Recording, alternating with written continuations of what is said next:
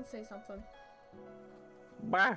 Quack. Okay, perfect. Just had to make sure your guys' volume was good. Bah! I'm sad. Bach didn't give us a mow. Wow. Alright. Right? He's such a filthy traitor. He's probably just lurking. Alright.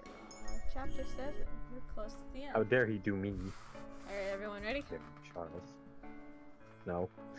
Well, too bad. Today is the first time I am leaving the palace on a day off. Usually I choose to stay inside. Whereas the other servants always leave to go home, I never have any reason to leave since this has become my home. And the merchant has never been home. Besides, it's not as if I want to return, not after that conversation we all shared last time.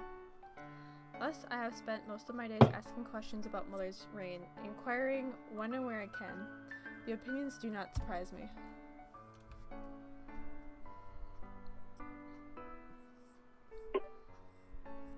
I was so scared of her. One wrong move and she'd have you thrown in prison.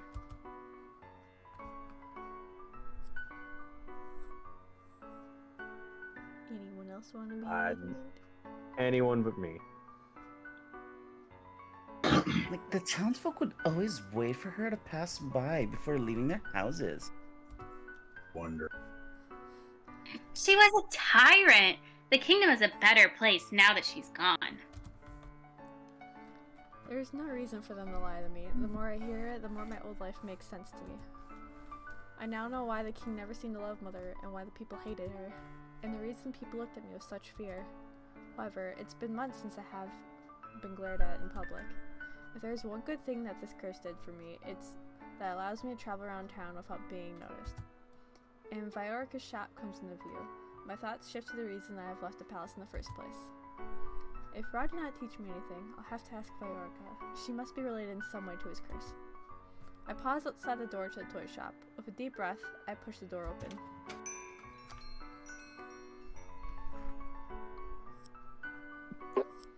Welcome. The moment she sees me, her expression becomes confused. Oh, you are the princess's maid, Lucette, wasn't it?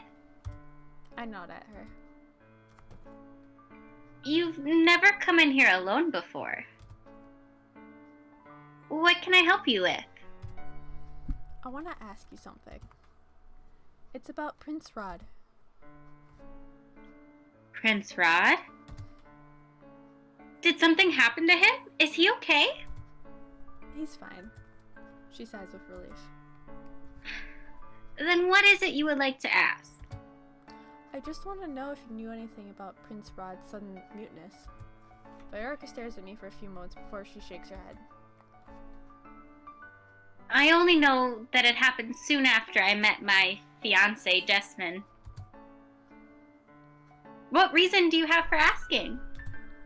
Well, I try to think of a plausible explanation for this, and I immediately consider Emmeline. Viorica is Emmeline's best friend. Surely she would be willing to help if she knew she was doing this for Emmeline. Prince Rod has been very quiet recently. Princess Emmeline has been worried sick about him, but he refuses to say anything, even to her. I've been trying to gather information that might be helpful in discerning the cause.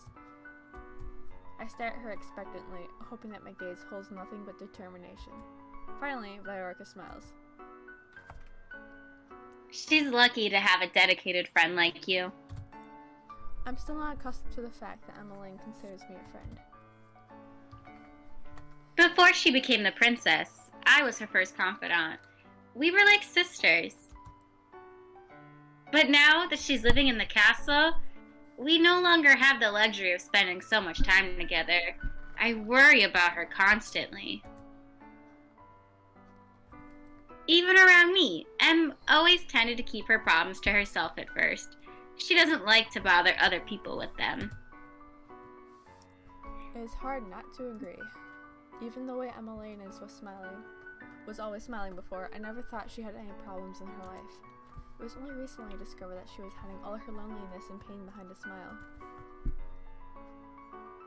It's a relief that she's befriended someone who cares so much about her. I don't know if I can be much help. I'll tell you what. I'll tell you what I know, if it will help Emmeline. To start with, I'm not exactly sure how everything changed, but it all happened so suddenly. All I know is that after the night I met Desmond, our relationship changed. At first, he still smiled, but recently he's been avoiding me. What happened between the two of you the night you met your fiance? Nothing. Rod and I did not meet on that day. Prince Rod wasn't there? No, but soon after what happened that night, Rod grew distant. What happened?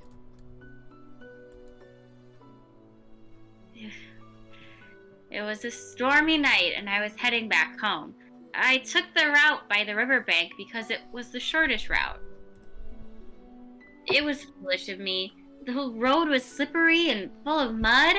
I lost my footing and fell into the water. The waves were strong and I was certain I was going to drown. I don't remember what happened in the darkness of that water, only that when I woke up, my head was in Desmond's lap. That was the first time we met, but not the last. He carried me home and he came by every day as I was recovering. And then he came to visit even after I had recovered. I tried not to get my hopes up too much, because what could this nobleman see in me, a mere commoner?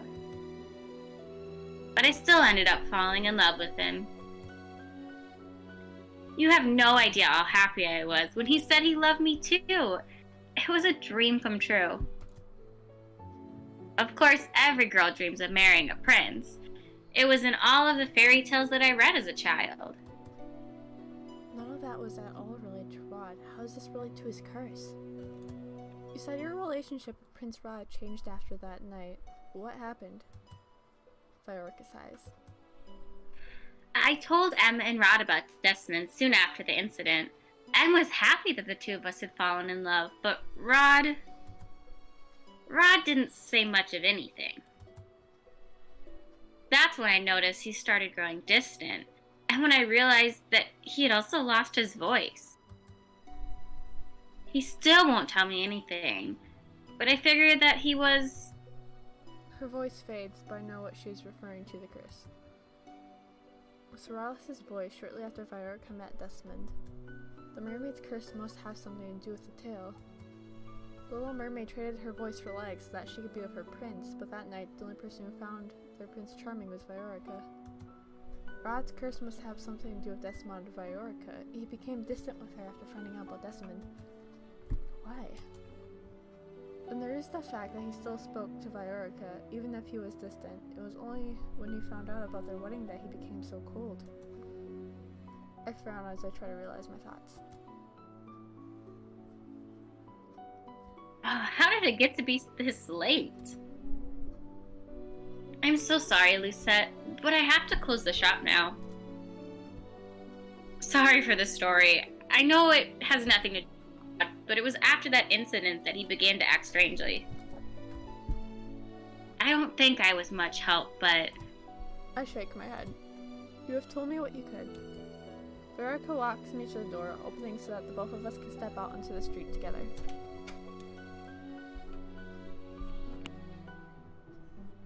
I really hope that you're able to help Emmeline and Rod. I hope so too. Oh, noblewoman. Oh, a nope. Oh, okay, that's a different person. You want to be a noblewoman? Sure, fuck it. Yeah. Did you see Ophelia the other day? I was going I Nailed it. love it. I catch sight of two noblewomen sitting on the bench together, not too far away from the toy shop. They're referring to Ophelia without her title. How disrespectful. Who would have thought a peasant like her could almost look like royalty? This voice is obnoxious and I hate it. I'm What about happened to to this? rat. Look, there we go. Oh, here we go. It's mine. Here I we was just go. waiting. I was letting you do it. This noblewoman is mine. wench. But a dress. Oh, cheeky. As a queen, she ought to be wearing silks rather than satin. I do not know why, but I bristle at their comments. Everyone is entitled to their opinion, but the fact that they are speaking so bluntly in public means that they have little worry about being overheard. I'm sure what the king saw in her.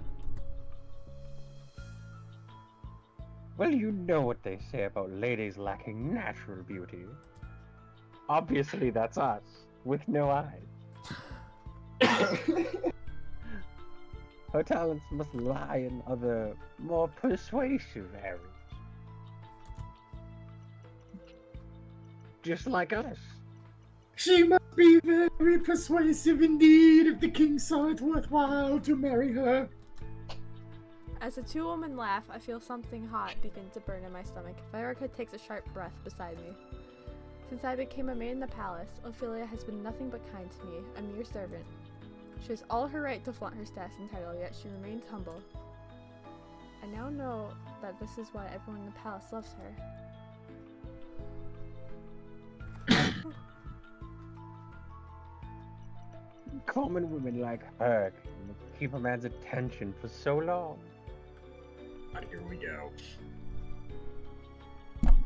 I start walking towards them without thinking.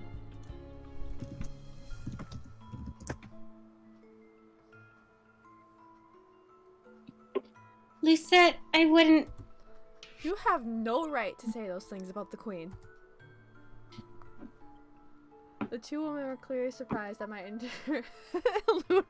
Alright. The two women were clearly surprised at my interruption. Both of them glared at me. And you have no right to eavesdrop on us. Eavesdropping? No, anyone could have heard you. Their mouths fall open. One of the women looks at me for a long time, then sneers suddenly as if something has occurred to her. I thought you looked familiar. You're the crown princess' personal maid. I see you always following her around when she's in town. I like how we can't tell which woman is which because the one that was supposed to sneer isn't sneering. Too bad, bitch. Mine. This is none of your business, girl. Why do you care so much of our opinions? Perhaps it is because the girl idolizes the queen. Thinks she might also go from rags to riches. Joke's on you, she did the reverse. Woo! What? Yeah, riches to rags to riches. Oh, you do have a point. They stand and advance toward me. Do you want the prince for yourself, girl? If a commoner can become a queen, it's not too difficult to imagine yourself as a princess, is it? How foolish! You're better off dreaming smaller dreams, girl. They laugh, and the irritation in my chest blazes into full-on anger. Oh, Did you feel that one, Luna? Ah, that hurts. Is this what Ophelia has been dealing with for the past year? She's been treated Yes. so cruelly when she has done nothing but love the king. And Luna's just like, what was that? That's the emotion you asked for? And that was I beautiful is what that was. also ridiculed her just like this. I forced myself to look at the cruel woman as I moved my hand to the pendant hanging around my neck. I was just as cruel as them. I barely feel Viorica's hand as she rested against my shoulder. Lucette, let it go. Her Majesty wouldn't want you to do this. I cannot just let these two women talk about Ophelia like this. I pull away from Viorica and stand firm. The queen has a good heart. She is far more noble than either of you could ever hope to be. I think back to the times I was cruel to her. Ophelia could have easily reprimanded me for my behavior. She had that right as my stepmother, yet she has been nothing but kind to me. Ophelia never got angry at me, even despite my temperament toward her and her family. She's always treated others with kindness, even when they are cruel to her. Judging from the bitterness in your accusations, it seems like you're jealous of her. How pathetic. Wrecked. The other woman marches toward me, and my free hand instinctively moves to hold her hand just before her palm reaches my cheek. Nice. I will not tolerate insults towards the queen. A soft light emanates from the pendant, and I can only stare at it in shock. I got another deed? By defending Ophelia? The woman snatches her hand away. How dare a peasant like you talk that way to us? Have you no manners? I could ask you the same. What happened to yours?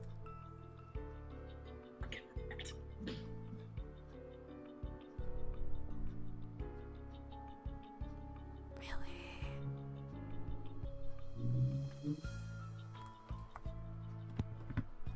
My bad, I was muted. How dare you? We are both Mrs. Doubtfire. Don't you know who we are, girl? Yes, Mrs. and Mrs. Doubtfire. I'm sorry, I saw Charles post it in chat and I thought it was too funny. I will see you pay for your impertinence. Our words have far more weight than yours ever will. I will go to the king myself to tell him about how rude you were.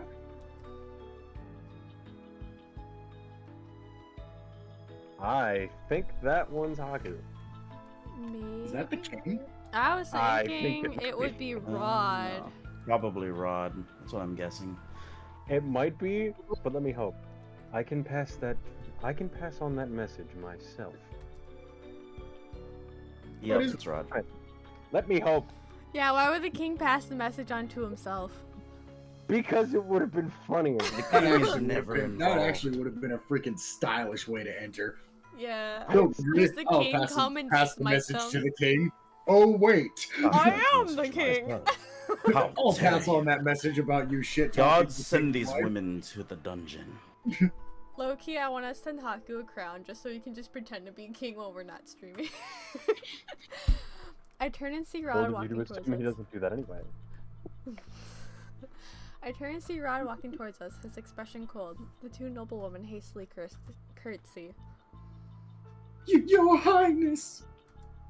The noblewoman turns pale as Rod's eyes fall on them.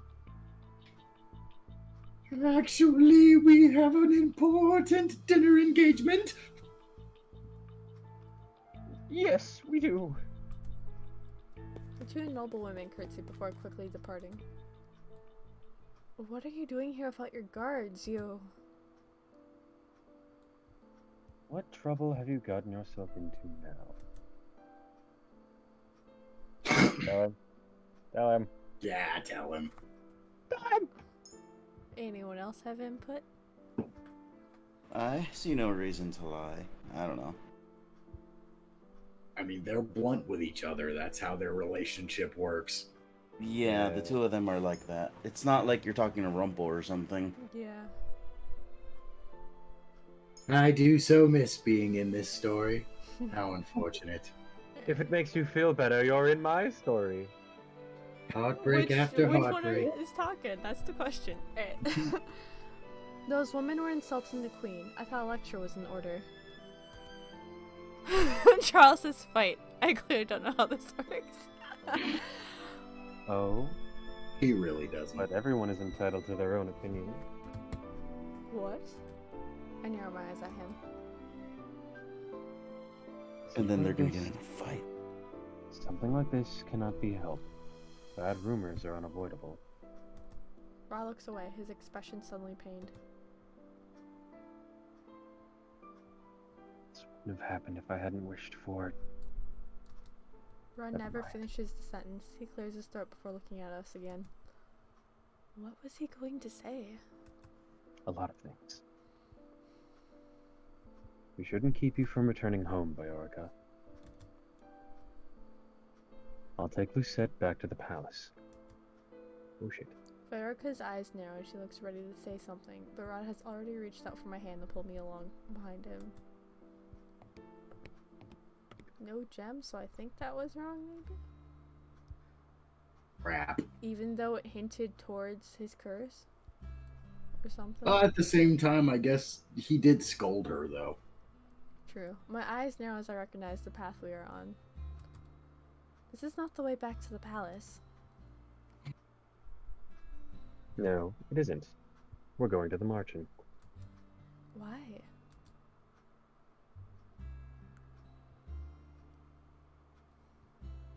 It's because I was on my way there before I was supposed to take a detour because someone was drawing attention to herself. This 15-year-old is pretty fucking bold talking like this to his 2 years older stepsister. What? Way to get Hey, you someone has to do it. slapped. But Rod ignores me, and we walk the rest of the way to the marching in silence. Walt is the only person in the reception room when we enter. Prince Rot? Princess? It's a little late for you two to be here. I had meant to be here earlier. Is Lady Parfait here? Walt nods. I'll go get her. Wait here. As soon as Walt leaves us alone, Rod turns to me, his expression rigid. Rod steps closer and grabs my shoulders. Oh, okay. Ooh.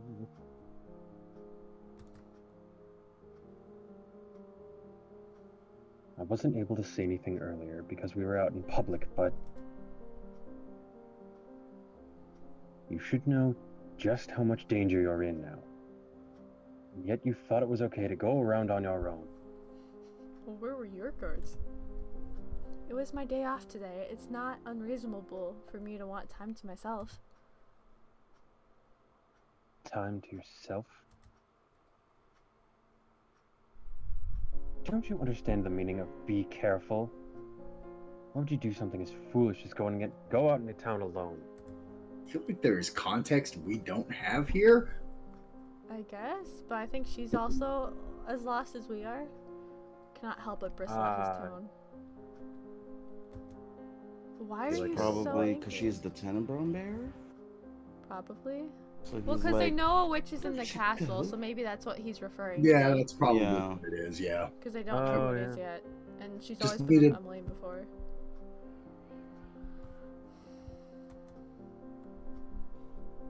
Because you're... Rod trails off and looks away. Because you're family. Hey, So you're finally acknowledging me as family. family. I notice his cheeks turning red.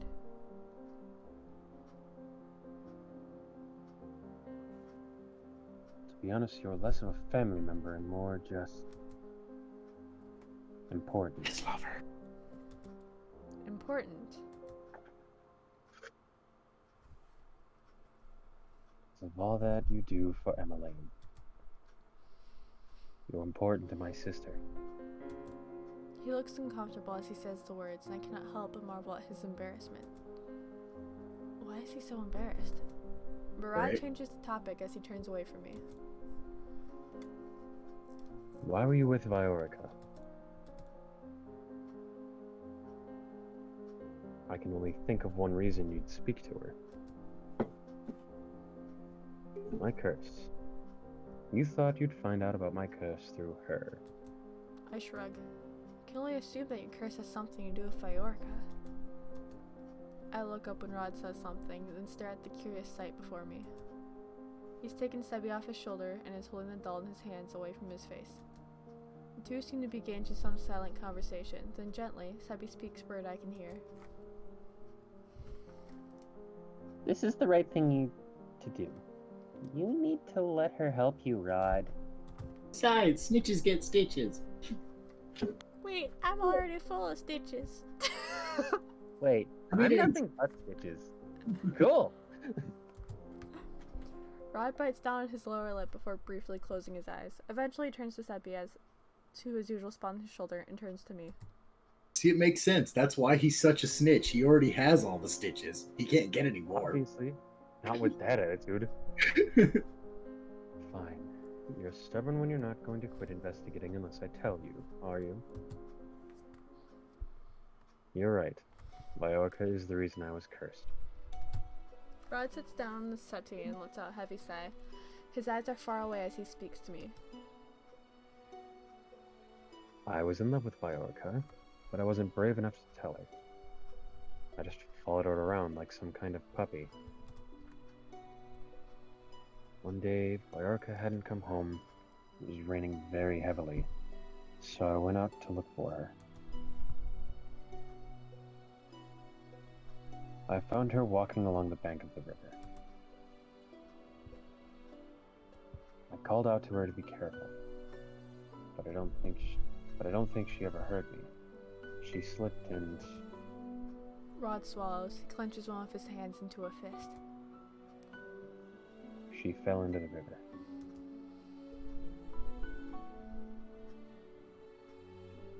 I dived in after her and somehow managed to get both of us onto the riverbank, but it didn't look like Viorca was breathing. I didn't know what to do. I started panicking. I ran off to try and find help, but I couldn't find anyone in the storm. When I returned, she was gone.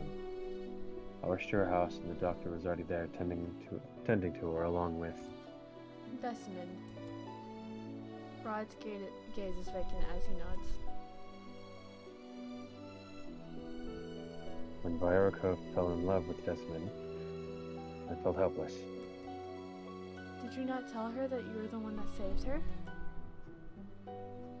Why would I? Viorca's so happy believing that she and Desmond were fated to be together. I couldn't do that to her. But surely if you told her... Rod interrupts me. I want the people I love to be happy. I don't care if their happiness causes me pain. I'd rather bear that alone instead of bringing it down those around me. My chest aches as I watch Rod's face. I never would have guessed that Rod would be so selfless. But that didn't stop me from thinking that I could still make her love me instead.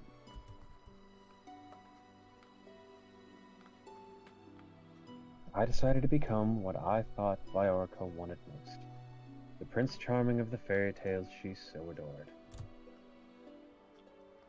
So I asked a witch to turn me into one. She stole my voice in exchange. Only then did I realize she had inflicted the fairy tale's curse upon me. The mermaid's curse. The next day, the king turned up to our house, proclaiming that he had been looking for my mother for years, but he never stopped loving her. When the king married my mother, I became a prince. It was just as the witch promised. But it didn't matter.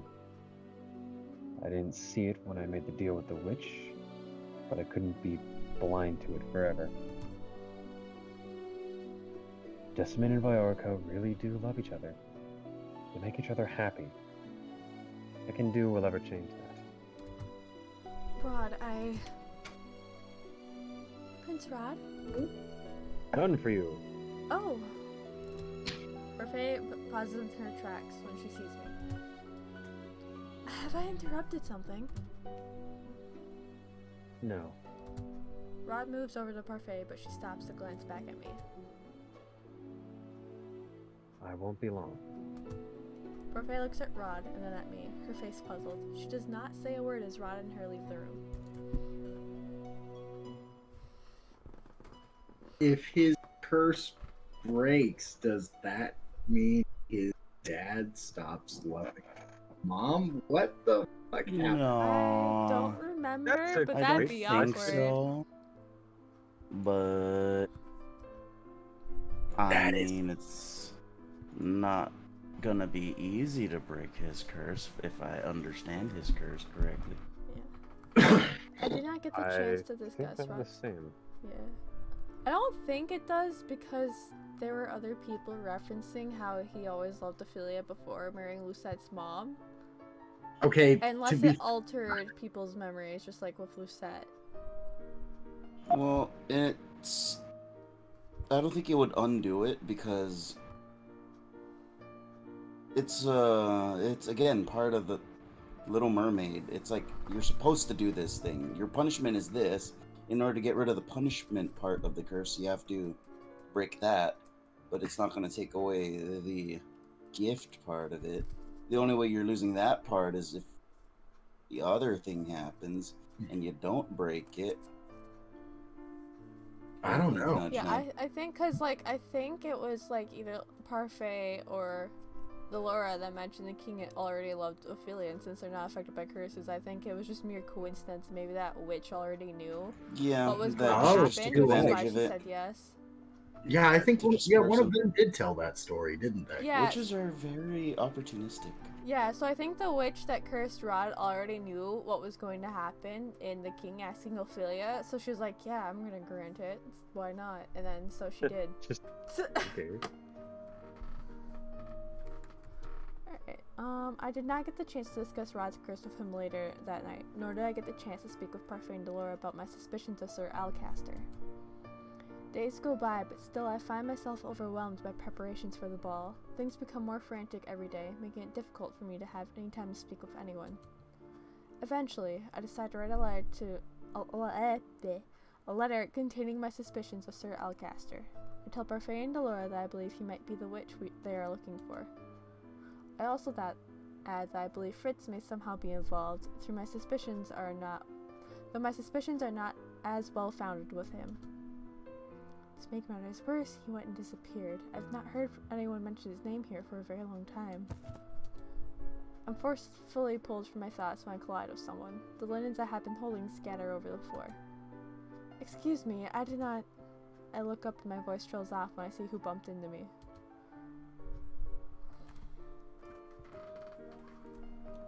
Lost in your thoughts? Sir Mithros looks at me, something veiled in his smiling eyes. I suppose those are the linens the queen asked for. Yes, please excuse me. I begin gathering up the linens, but as I reach out for one, Sir Mithros picks it up first. Allow me to help you. I will be fine. But this was partially my fault. Let me assist you. I bite my lip and do not protest as Sir Mithros helps me gather the rest of the linens. I'm contemplating my schedule for the rest of the day when I realize that Sir Mithros has been talking. I don't suppose you have any idea on who that maid is? Maid? There is a cold amusement in Sir Mithros' gaze.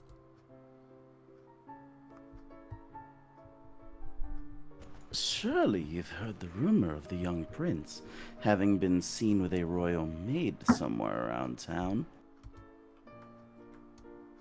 Rumor has it, the Prince Rod has found love among the common folk, much like his royal stepfather has. Rod with a maid. As far as I'm aware, the only maid he's been out and about in the town has been... I freeze as Sir Mithros straightens, patting down his clothes for dust before holding out some of the linens to me. If it is true, I wish him the best. Though I wish he would be more discreet about it. A royal scandal is the last thing we need right now. I shakily take the linens from Sir Mithros as he inclines his head to me. Have a good day, Lucette. I walk to the dining hall and gaze, my mind whirling with the implications of what Sir Mithros just said. I'm sure it was those noblewomen who spread this rumor.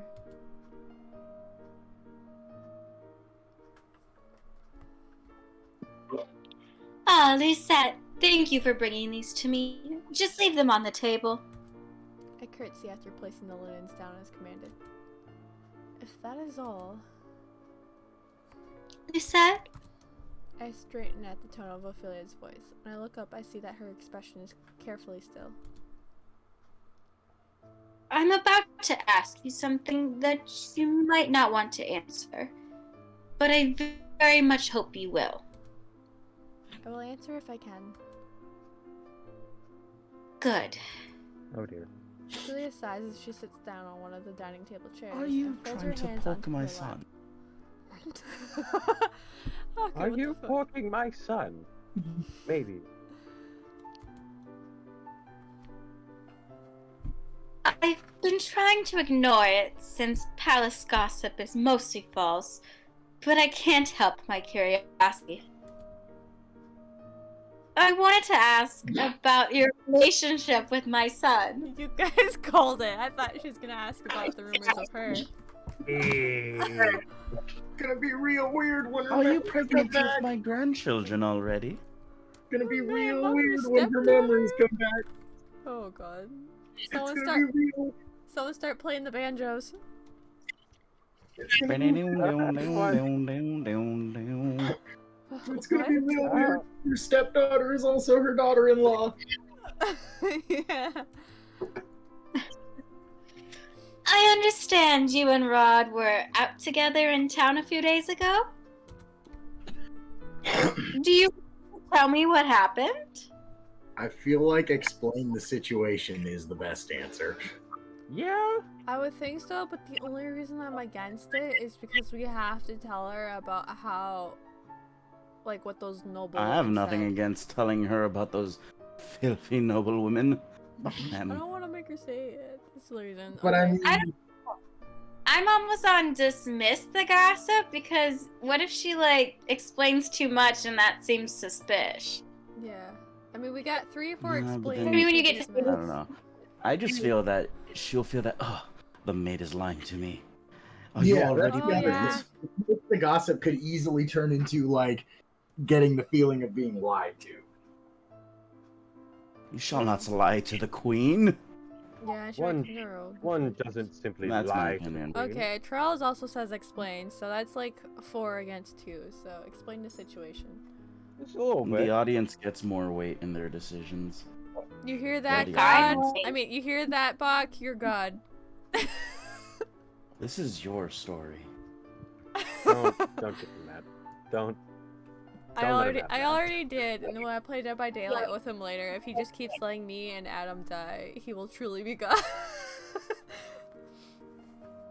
Alright. No, 'cause then Charles is gonna want to run his own one shot at some point, and we're just gonna all sit there going, "What did we agree to?" I'm just gonna be giggling at the nonsense the whole time. If Ophelia is asking me about these rumors, and I can only imagine the sort of story those women made up. Prince Rado was just on his way somewhere when he chanced upon me. When he saw that I was in trouble with 2 noblewomen, he stopped to intervene. That is all. Rod said the same thing. Then why did Ha. you ask me, Your Majesty? To see what you thought about the situation. So I was I don't think anyone should get a say in what your relationship with Rod is. My Ooh. relationship with Rod. oh my god. So we got the correct answer, but she still thinks that they're in a relationship. That's fine. That's fine. You've got the queen's I like blessing. I like you, Lucette, and I'm certain that you're good for Rod. If I had my way, I would let him court you. Ma'am, my I am God. your stepdaughter! Country roads take me home. They just watch. They're gonna get their memories back, and she'll say, "Lucette, I will still let him court you." Lucette, And then let the us king get comes the in and room. he's like, are you hooking up with your brother? See, the funny part is this joke is honestly irrelevant. It's not like they're blood. No, they're not. And like maybe breaking if his curse did break him up, it's like, well, it doesn't matter. Even though I'm pretty sure it's not. I feel heat in my cheeks as I trip over my words. The prince and I are not in a relationship. A member of the royal family cannot end up with a servant. Where there's love, there's hope. Social status shouldn't stop you from being happy, Lucette. Then Where what there's a about the will, fact there's a that way. I'm Rod's stepsister? I What? bite down on that. Taboos shouldn't stop you, Lucette. I I bite down on that statement fiercely. I already know what role I am playing here, and I cannot break it. Ophelia looks at me with a complicated expression before she sighs. I will not push you on this any further. But be careful, Lucette. Your closeness with my son and daughter has not gone unnoticed. I do believe in limiting relationships because of one's this, but I understand. I curtsy as I move towards the dining hall's entrance. What do Ophelia mean by the closeness not going unnoticed? Later that day, as I am waiting outside the throne room for Emmeline to finish one of her classes, two maids walk by towards me and stop in front of me. Oh my god. Lucette, isn't it? Oh god. Oh, that's fucking beautiful. Alright. Here we go. What is it? Scandalous. What is it? I've already finished all my tasks for the day. Oh, I'm sure you have. Probably rushed through all of them so that you could hang out with the prince and princess tonight. Here we go. The head housekeeper's been giving you a lighter load, so you can afford the time to play around. I blink at them confused. I have no idea what you're talking about. Don't play dumb. We know this. All the servants know what you've been doing. Just because you're Princess Emmeline's personal maid doesn't make you better than the rest of us. I'd be careful not to get too big for your boots, Lucette. God, that voice is amazing. It really is. It's Mean Girls Palace Edition. Are you threatening me? What if we are? Oh, they are. Why is I'm it assuming open? that's Rod. Just say who it is. God. Well, we haven't seen It's it. dramatic effect. Then I'd be very disappointed in you. Oh, it's Emmeline. Well. See, that's why they do it. When she's mad, she has a deep voice.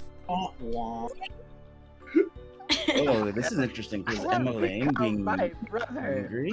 Alright. Brother! Yes.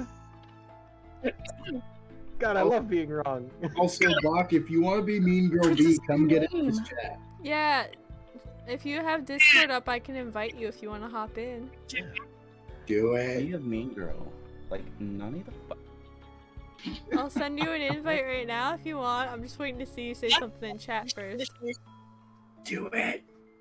Do it. Invite. Here we go. We're gonna have a glorious man joining us. I just have to find him.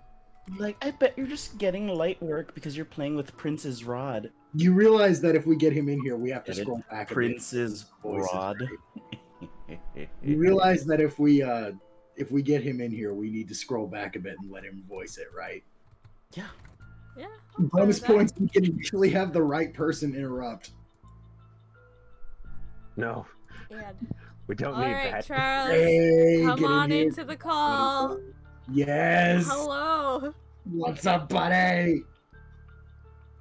So should he be made A since Emmeline is involved? Nah, Wait, maybe No, maid just A is Emmeline. Abby. Okay. Yeah, that's me. I forgot because I forgot that because I thought she was voicing Emmeline. What's up, Dude, buddy? No, that was Your me. voice out. Alright, hold on, let me turn Charles up. I can barely hear No, him. Charles, just do you know the voice to do? Just straight up, you're made be 110% Valley Girl. Like, ham it the fuck up. Oh my god, you're putting me on the spot. Yeah, we are. Oh, fuck! I didn't mean to go that far. Sucks for you, bitch. Yeah, no, let's just literally just do this. Channel There your we go. best Regina George. Alright, here Oh we no, go. he's got the perfect Valley voice for this. I It's haven't so even beautiful. heard it yet, so it's Yeah, like, Here we go. Lucette, isn't it? What is it? I've already finished all my Oh, tasks it for gets the worse. day. Oh God. Oh, I'm sure you have. Probably resting all of them so you can hang around the prince and princess tonight. Oh my god, what a fetch. beautiful.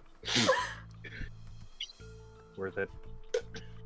The head housekeeper's been giving you a lighter load, so you can afford the time to play around. I blink at them confused. I have no idea what you're talking about. Fair. Don't play dumb. All the servants know what you've been doing. Just because you're Princess Emmeline's personal maid, it doesn't make you better than the rest of us. Tell him backwards. I'd be careful not to get too big for your boots, Lucette. Are you threatening me? What if we are? Hmm. Then I'd be very disappointed in you.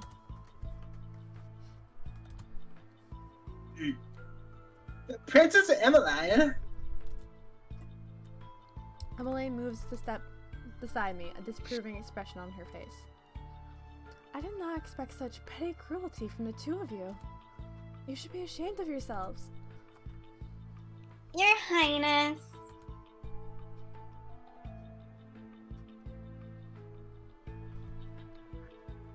You really do have a talent for getting yourself into trouble. Rod. Is it really her fault here? Yeah. That one was She not. didn't do anything. She's just in the wrong They spot. confronted her. Rod pauses briefly, his eyes meeting mine for a second before he looks at the maids.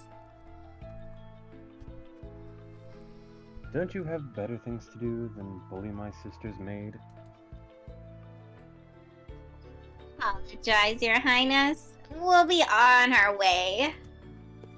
The two maids run off. Emmeline turns to look at me. Are you okay?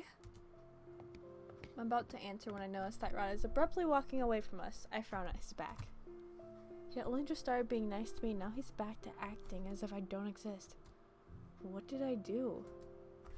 Emmeline puts her hand on my back and gently pushes me forward. Oh God. You wanted to ask him something, right? I could see in your eyes. Emmeline smiles as she pushes the door to the throne room open. I have a few more questions to ask my teacher. I'll be a while. But she disappears into the throne room before I can finish.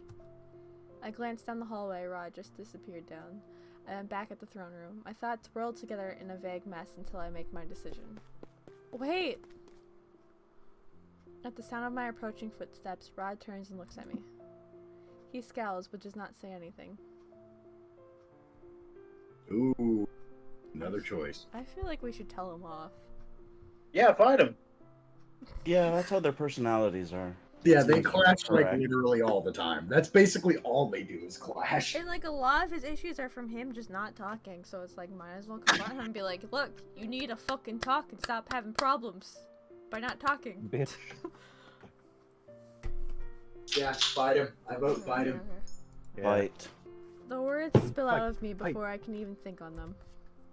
What have Fight, I done fight. now to make you so angry with me?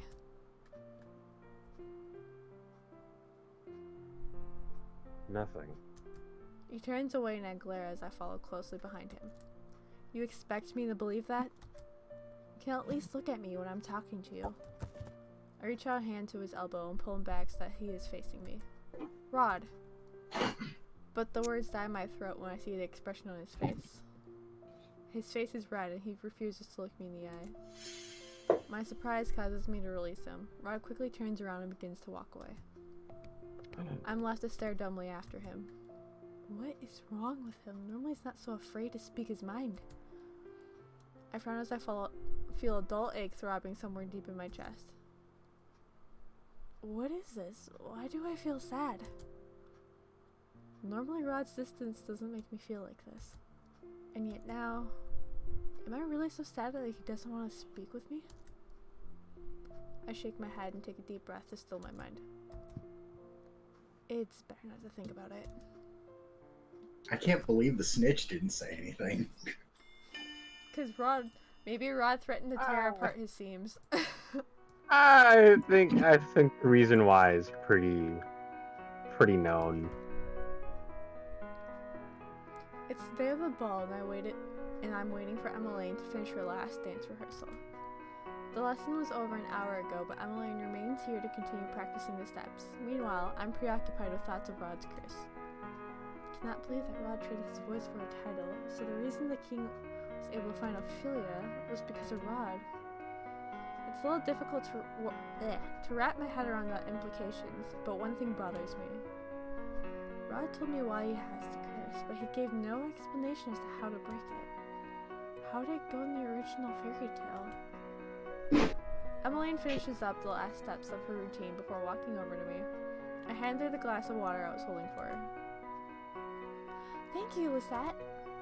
Emmeline must notice my curiosity because she stops looking at me quizzically.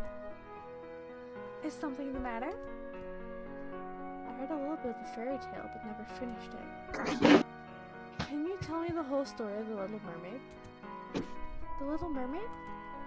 Emmeline takes a seat in one of the chairs bordering the throne room and gestures for me to take one opposite her. Telling a fairy tale is always a good way to wind down.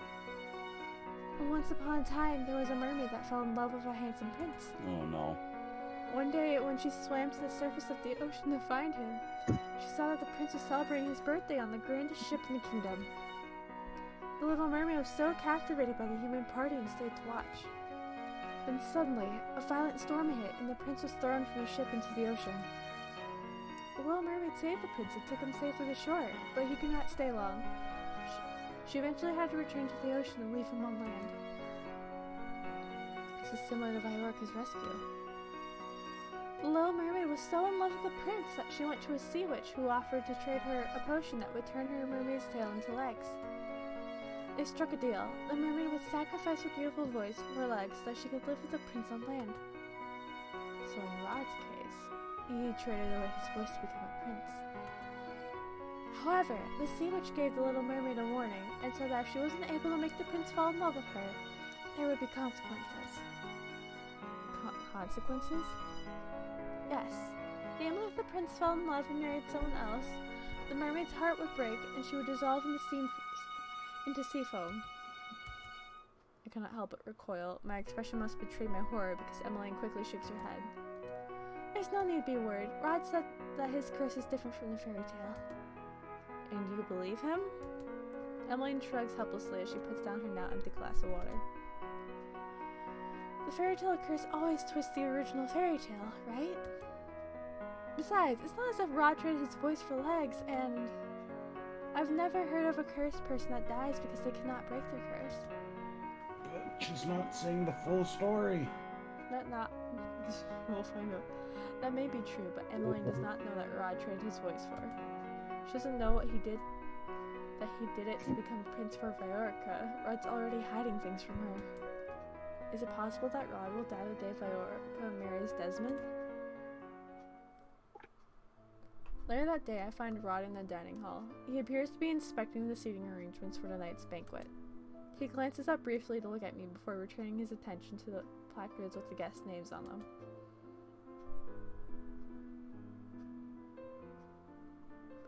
What is it? I've been looking for you all morning. I'm distracted from what I am about to say when I notice Rod switching the position of two placards. I frown as I catch the name on one of them. He's moving Viorka's place at the table. Is he trying to make sure she sits as far away from him as possible?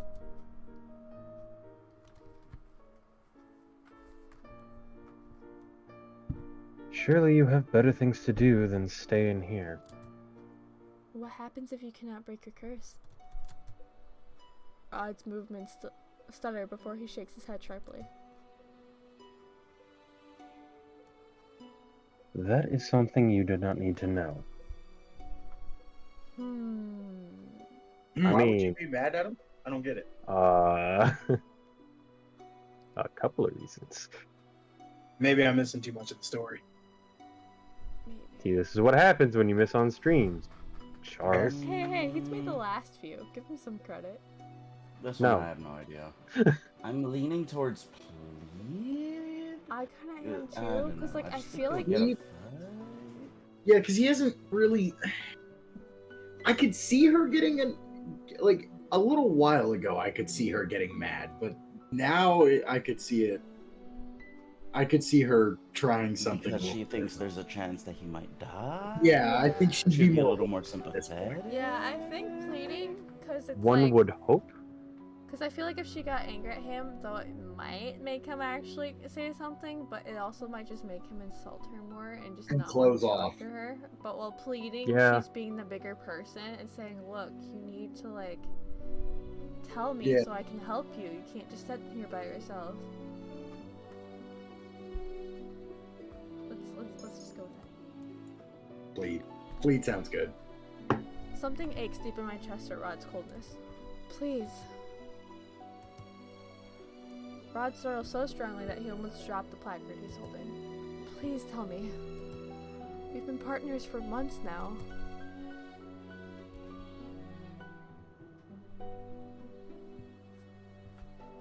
But I've barely... Yes, I know that it's an unusual partnership and that most of our helping each other has been subtle, but I'm only one good deed away from breaking my curse, while you seem to be no closer to breaking your curse than when we started. I'll do whatever I can to help you with your curse, Rod. So please, let me help you. Yay! We did the thing, y'all. That's what Yay. y'all We did. did it. Silence falls. Moments later, Rod sighs and looks away from me. Some unspeakably sad emotion shines through his eyes.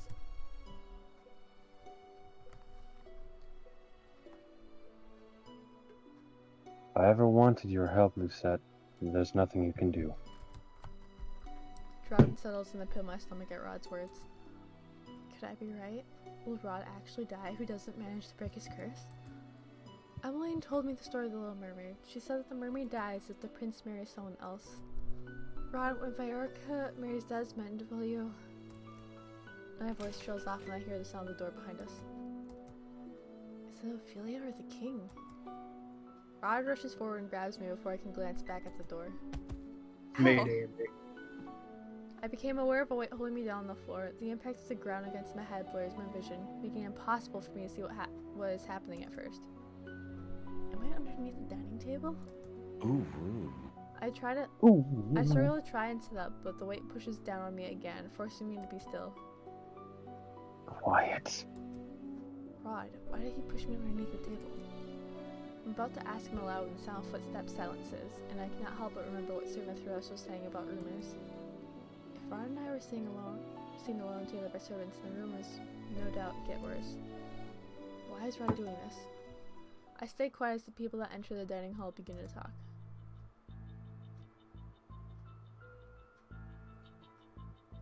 Skip this so we know who's talking. How strange. Oh.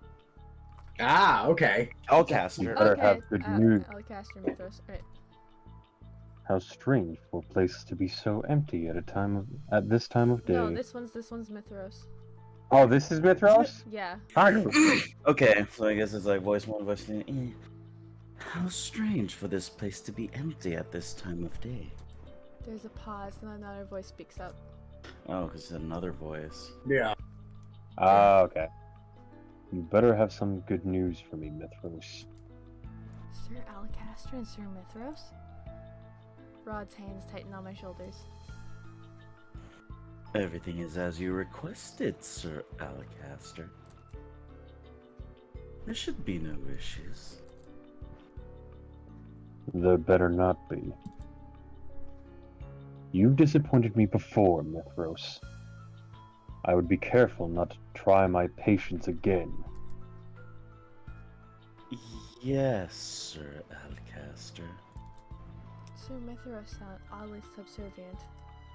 But why? The two of them are both ranked equally, and neither of them should have the answer to anyone other than the king. Unless Sir Alcaster truly is the witch and is forcing Sir Mithras to obey him with a spell. Wait a few minutes after I leave. We should not be seen together. Ooh, debut rumors. Ooh! Ooh! Yay. And clean up your face. Oh no! Alright. I do not hear Sir Mithras respond, but I can hear Sir Alcaster leaving the room. Sir Mithras sighs out, but is otherwise silent when he leaves the room for a few moments. I exhale fully as the door finally closes behind Sir Mithras. This is bad. I was so engrossed in Sir Alcaster and Sir Mithras' conversation that I only just realized that Rod is hovering over me. Ooh! Ooh. Hey, are you alright? Are you hurt? You look a little... Rod suddenly pauses as he notices our positions. He stares at me for a few moments, eyes wide. He scrambles out from underneath the dining table, and by the time I do the same, he's standing far away from me, his gaze fixed on the wall. He's bright red. It would be funny if I weren't sure I was in the same color. Rod clears his throat. It seems that Sir Alcaster really is the witch. If he has the ability to make Sir Mithros obey him. Lady Parfait should be told immediately. Rod turns on his heel to leave the dining room. Rod, wait. What? This is urgent, Princess. I can't just... If Viorica meets Desmond, will you die?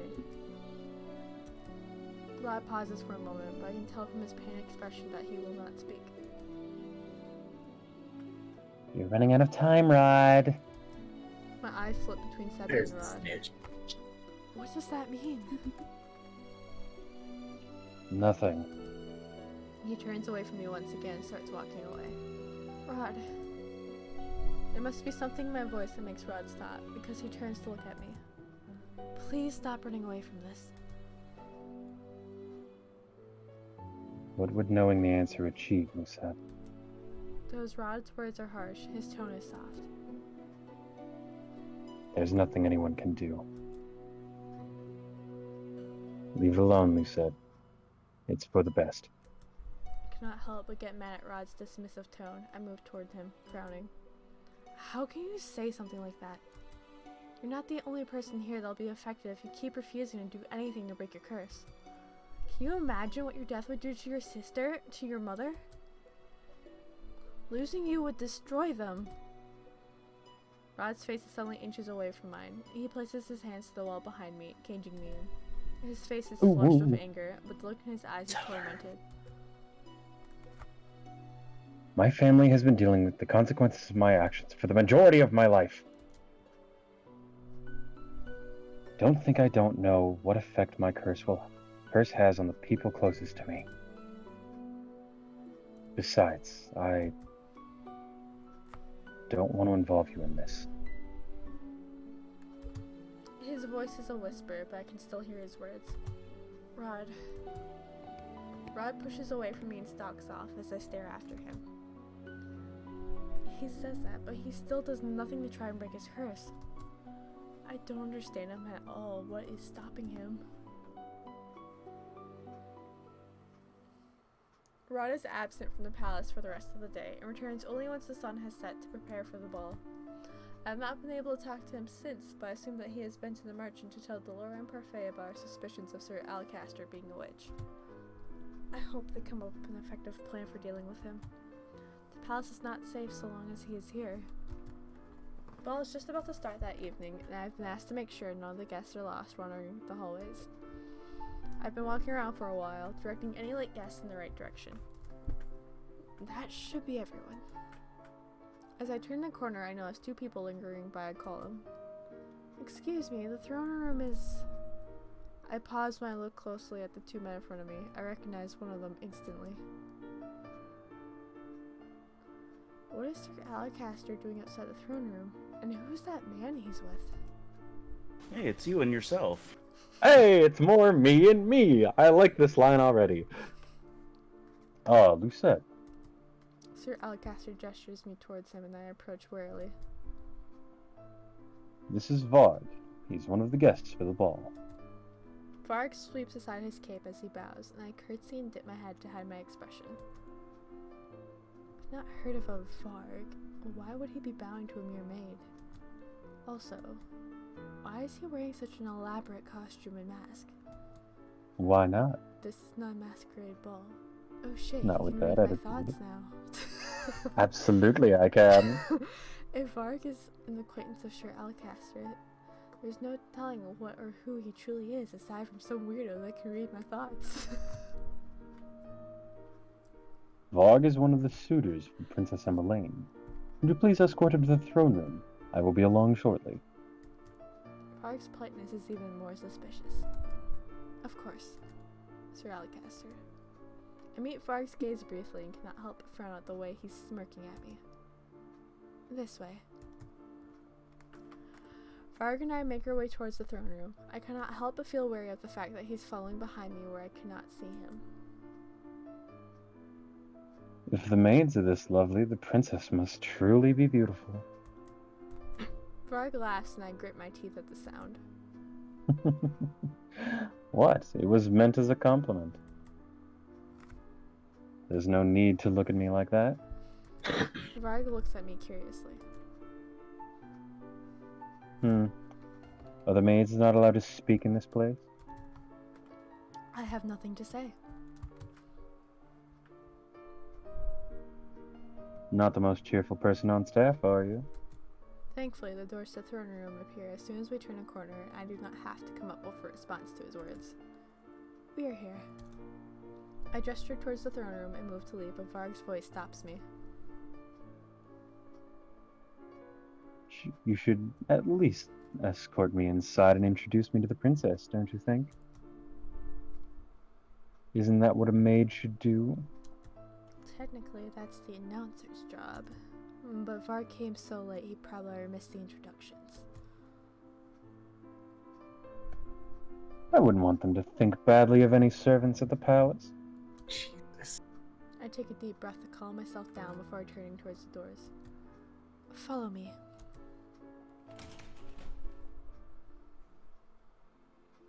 I can tell the moment I step into the room that the official introductions have already passed. Most of the guests have already begun to mingle and scatter across the throne room as the band sets up. No one notices when I walk into the throne room in front of Varg. I do not trust Varg, not if he's associated with Sir Alcaster. I might have time to warn someone about him while he's distracted, but who? I would think we warn Rod. That I don't. Why you? I mean, A, this is his line, and B, why would you not warn me about me and me? Like, come on. I But- think Rod, because I don't think Emmeline would know what the hell you're talking about or know what to do. She's not really a part of that. Well, So the only reason why I think it would be Emmeline is if we warn Rod instead. He'll be like, well, why are you warning me about so my sister's gonna be involved, which was the only reason I'd think that Emmeline. is also a good point. I could see him getting upset that you left the two of them True. alone. Mhm. Okay, no, that makes sense. I can Okay. totally see a. I can see that, but I still think you should warn me about me and other me. Okay, so Willie's for Rod, Dylan, you're for Emmeline.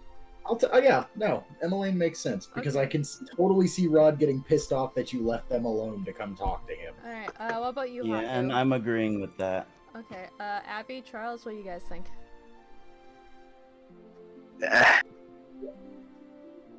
You need to warn the broom. Where's broom? Right? Sadly, Broom Dead. can't help. Room's at the marching. That's where he belongs. Bitch. He's Dead. the sole line of defense against the witches.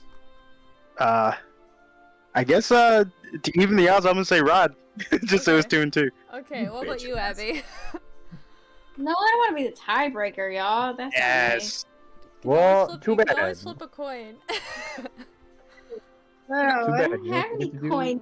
That's the point. Yeah, that welcome to this, Abby. By the way, Abby, my best friend Charles, Abby, he does. Hello, this. Abby. Hold on, I got Hi. just a thing. Abby. Even or odd, pick one. Even.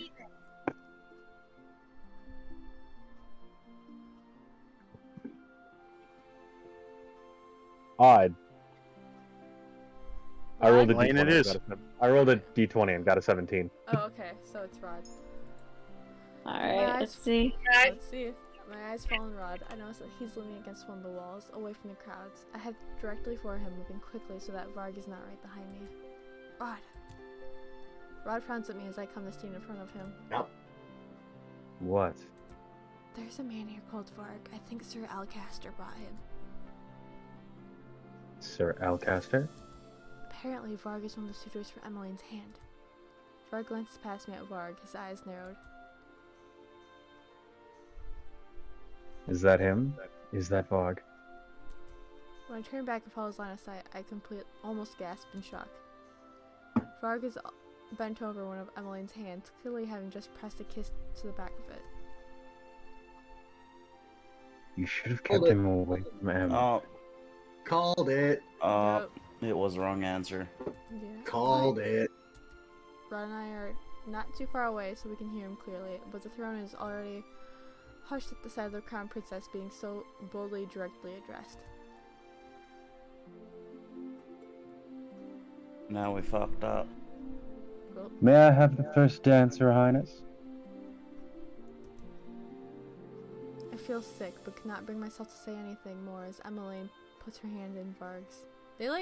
He sticks out like a sore thumb next to her. It really does.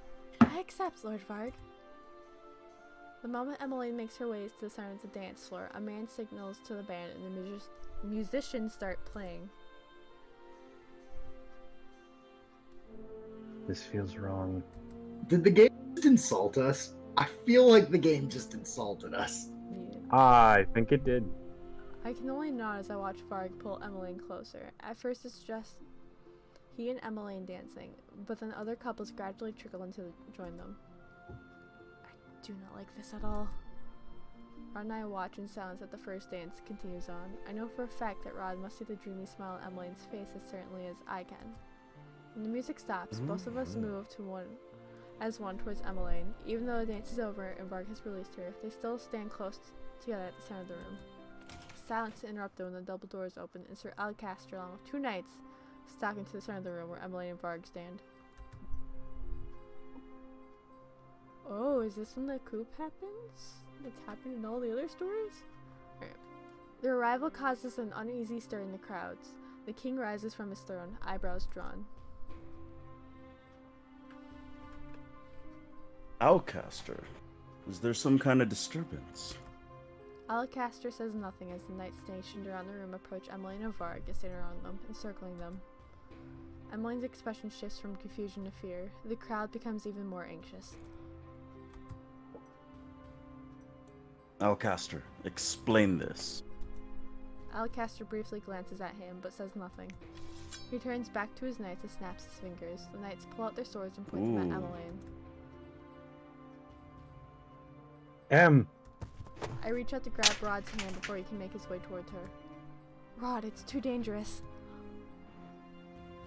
I know, but Thoughtless actions have the potential to put Emmeline in even more danger.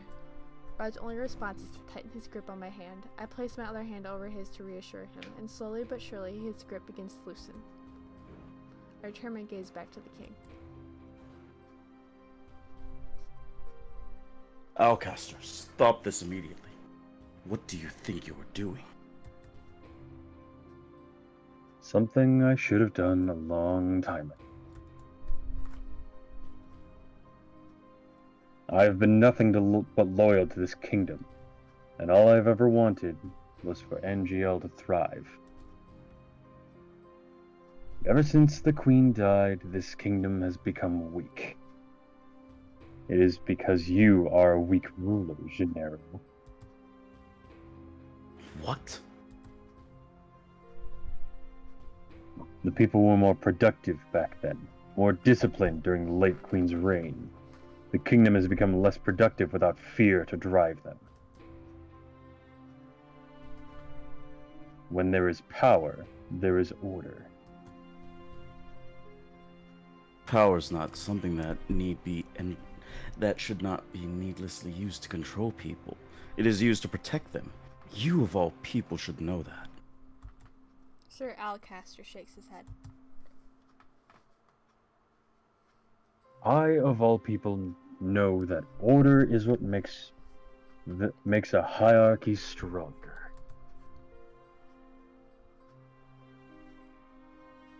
I am only doing what is necessary. I'm reorganizing the system.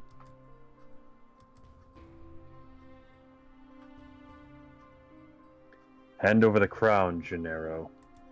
Sir Alcaster Fuck turns you. his head to Varg, who remains standing beside a scared Emmeline.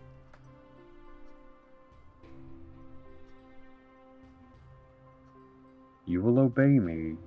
You do not want your precious daughter harmed.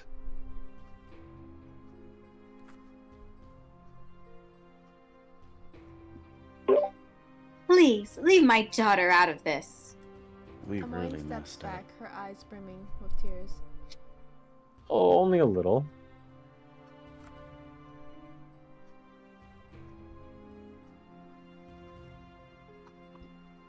Varg sees the princess. I'm still kind of stuck on the fact that Alcaster is demanding a crown that doesn't exist. The king doesn't wear a crown. As soon as Sir True. Alcaster gives the order, Rod immediately lets go of my hand and rushes towards his sister. Rod, no! I quickly follow after him, but Rod suddenly stops in his tracks. I stop abruptly into his back. Rod? Varg, Sir Alcaster's booming voice echoes around the room, which has suddenly gone eerily silent. My eyes move to Varg, but he's standing motionless. What's happening? Finally, Varg smirks. He steps to the side, standing in front of Emmeline, as if to block her from view. Sir Varg! you must be delusional, old man. I'm not letting you anywhere near the princess. Hmm? I like how on his own agenda he is. Fucking chaos. Absolutely, I am. The knight's next movements are a blur as they rush at Sir Alcaster. In mere moments, he has been disarmed and pinned to the Ooh. ground. Several Oh, more shit. I didn't knights see this have coming. also apprehended from behind to surround Sir Alcaster. A man emerges from behind the circle of knights. He moves to stand beside Varg and Emmeline. Sir Mithras looks at Sir Alcaster disdainfully.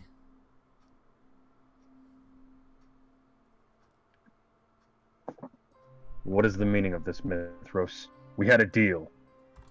The anger is now palpable on Sir Alcaster's flushed face. Did we now? Mithros, explain yourself. Sir Mithras everywhere. drops to one knee in front of the king. Of course, your majesty. He raises his head slightly to look at the king. I have known for a long while that the man you see before you is a traitor. I was even aware of his plans, but I could not tell you of them without any evidence. 2 of your knights had tried to inform you of these plans before, but we all looked down on them with disdain. I had to make sure I did not come unprepared like they did. Jurian and Garland. What? Ooh, Both so of that's them? what happened with them. What? Both of them knew We knew Sir that. Alcaster's plans? Oh yeah, we did. Yeah. Just got reminded. I just forgot because they haven't even been around this whole. Yeah. I like voicing it. What was If the it makes you feel better, they'll come back next one. Yeah.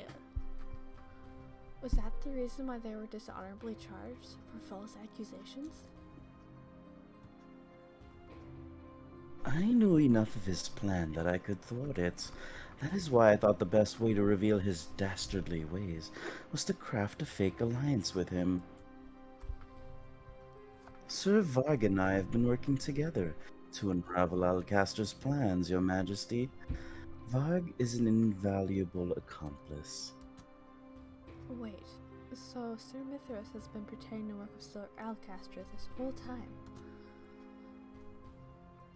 And so we arrive at the events of tonight. I apologize for undertaking this task without seeking your counsel, Your Majesty. But I could think of no better way to end this madness once and for all.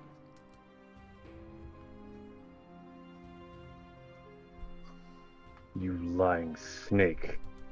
Sir Mithras stands and turns to Alcaster. He gestures at him dismissively. Seize him. That laugh before that order. The knight's next movements are a blur. The men rush Sir Alcaster all at once, and in mere moments, Sir Alcaster has been disarmed and is now pinned to the ground. Pretty Isn't Sir Alcaster a witch? Why is he not using magic? Cause he ain't no witch. Mithros, I'm indebted to you for saving us. The whole Oh, dear. kingdom is. Oh dear.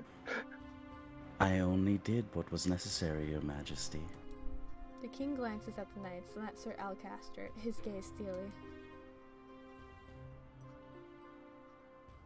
Take him away.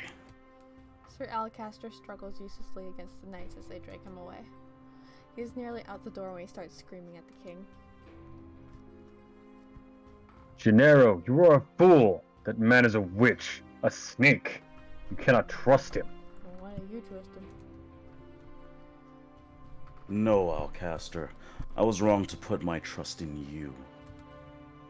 Even as Sir Alcaster is pulled from the room, we can hear him babbling in the hallways about a witch.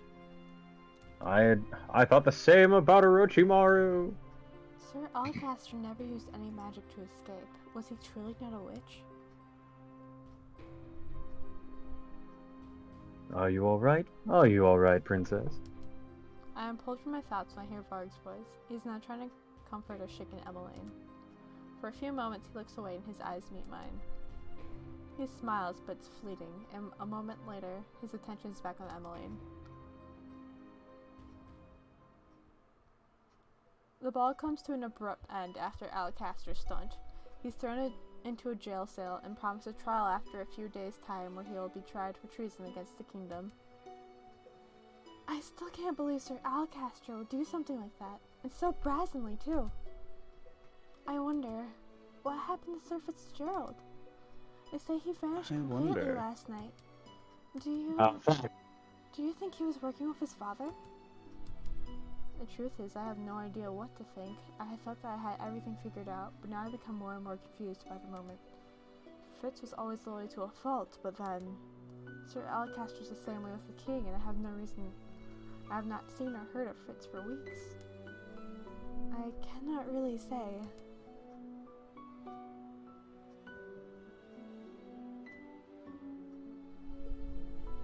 Good morning, Princess Emmeline. Sir Varg.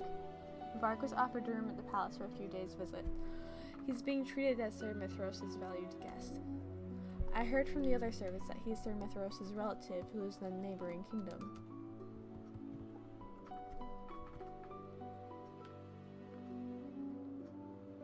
I hope that you're feeling well now, Princess. Yes, thank you for your help last night. Is Emmeline blushing? I know I won't be here long, but I do hope to get to know you better during the duration of my stay. I would love that. I'm looking forward to spending more time with you. Oh, I forgot that I'm meant to be at my mother's room right now. Who's that? Sir Varg, I'll see you both later.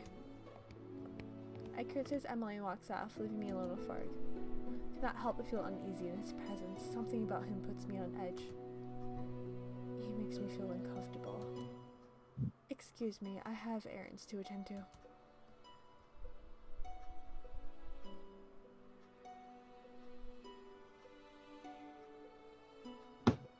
Sorry. Wait. Before you head out, I have something to give you. Give me. Varg reaches into one of his pockets and withdraws the letter that he holds out to me. Oh no. What is this about? It's hers. Well, I guess you'll have to open it and find out, Princess. Bum bum bum. My blood turns to ice in my veins. He knows I'm the princess. That can only mean he is... I have no idea what you were talking about. Excuse me. I'm about to leave when Varg suddenly grabs my wrist. The play is about to start, Princess. You have a responsibility as the main character to perform impeccably until the very end. If only a bunch of Because jackals. I can break the fourth wall. Otherwise, well, He grins at me. It's that same wolfish smile that he flashed at me during the ball. you might miss out on your fairy tale ending. What? My real name is Wade. I'm secretly Deadpool in the other kingdom.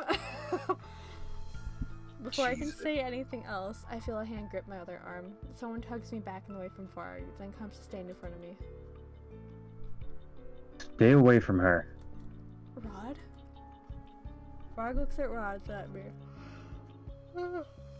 Sorry. His smile growing more crooked. What an interesting turn of events. I wonder how this will end for the both of you. Tell me, Lucette, what is he to you?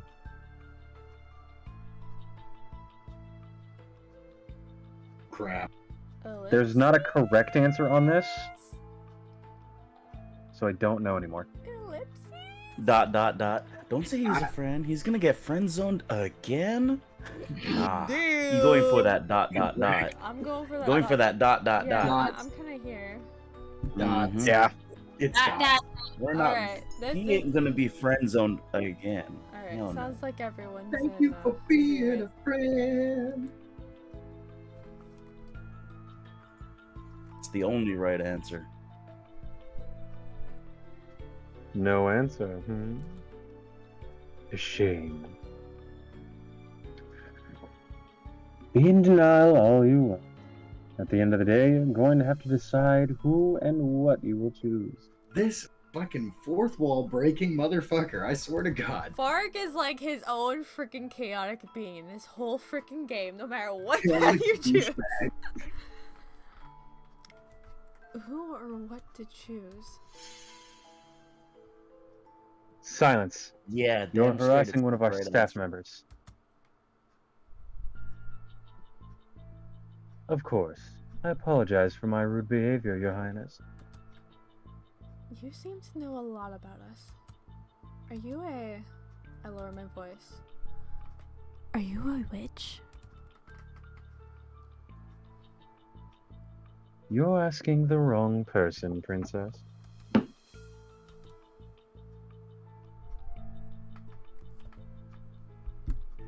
He knows who you really are?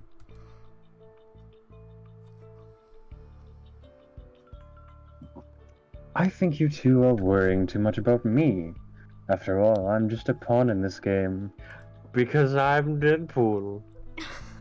Fark dips into an elegant bow and flashes one last smile before walking away.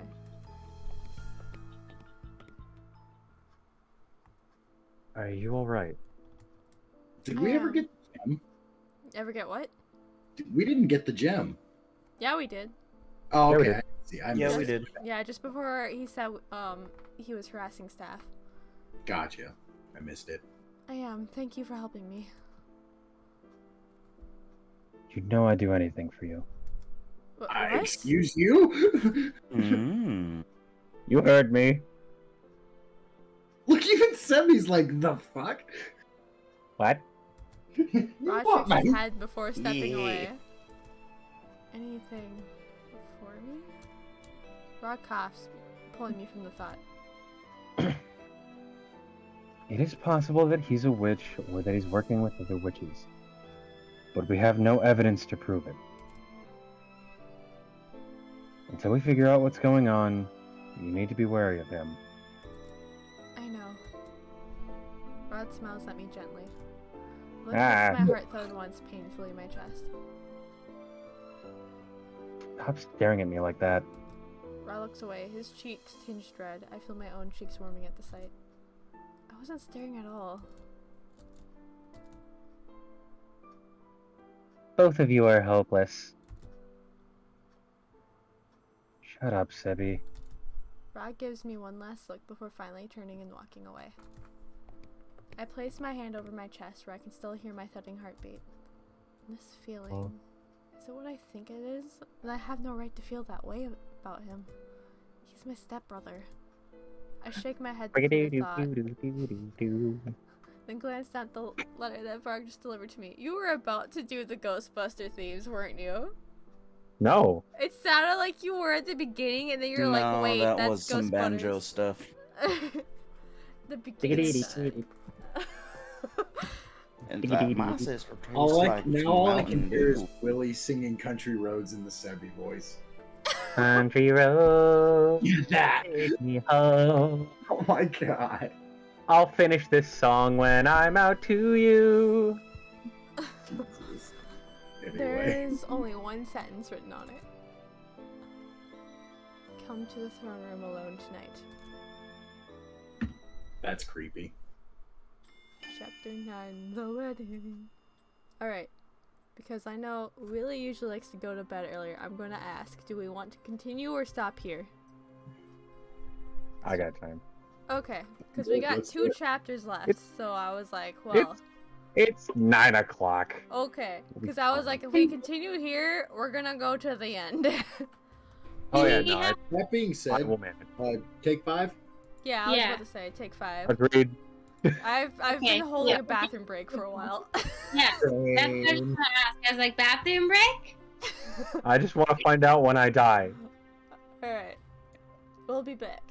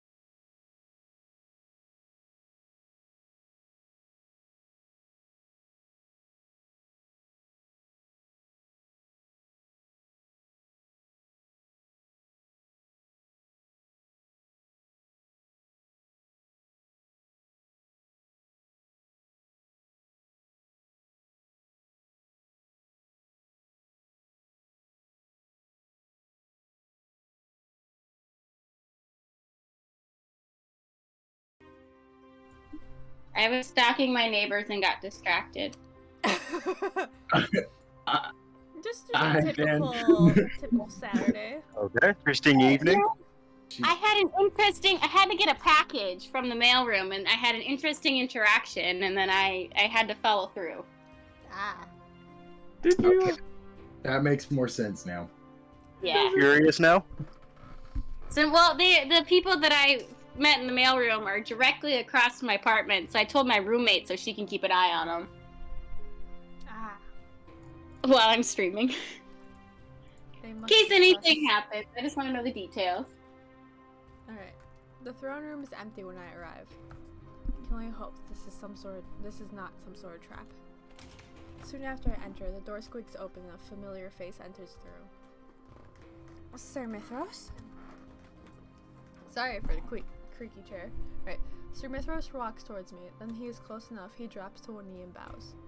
I frown as I take a step back from him. My princess, do not be alarmed. I know of your true identity. Sir Mithros flashes me a wide smile that causes a shudder to run down my spine. You know who I am, then that means you are... I take another step back as the blood drains from my face. Sir Mithros' smile only widens at my reaction. Yeah, I'll say it for you. Yes, I am a witch. If you are a witch, then Sir Alcaster is... A mere human. A foolish one. And Varg? Nothing but my personal errand boy. A thought suddenly occurs to me. Sir Alcaster is playing against the kingdom. Then did Sir Mithros also punish Fritz somehow? What about Fritz? Was he a part of Sir Alcaster's plans? Ah, the knight. To avoid confusing you, let us just say that the situation surrounding him is too complicated to adequately explain. I command you to answer my question, Sir Mithros. Was Fritz a part of this? If it makes you feel any better, he refused to be part of this. He refused. Does that mean he was not part of the plans? Or that he was unwillingly forced to participate in them? I'm certain that Sir Alcaster would not be happy with his own son, if his own son was disobeying him. He either forced him to help or assisted him outside the palace. But if Fritz knew of Sir Alcaster's plans, why did he not warn anyone about them? Was he working with Mithros as well? More questions swirl in my head, but none of them have answers.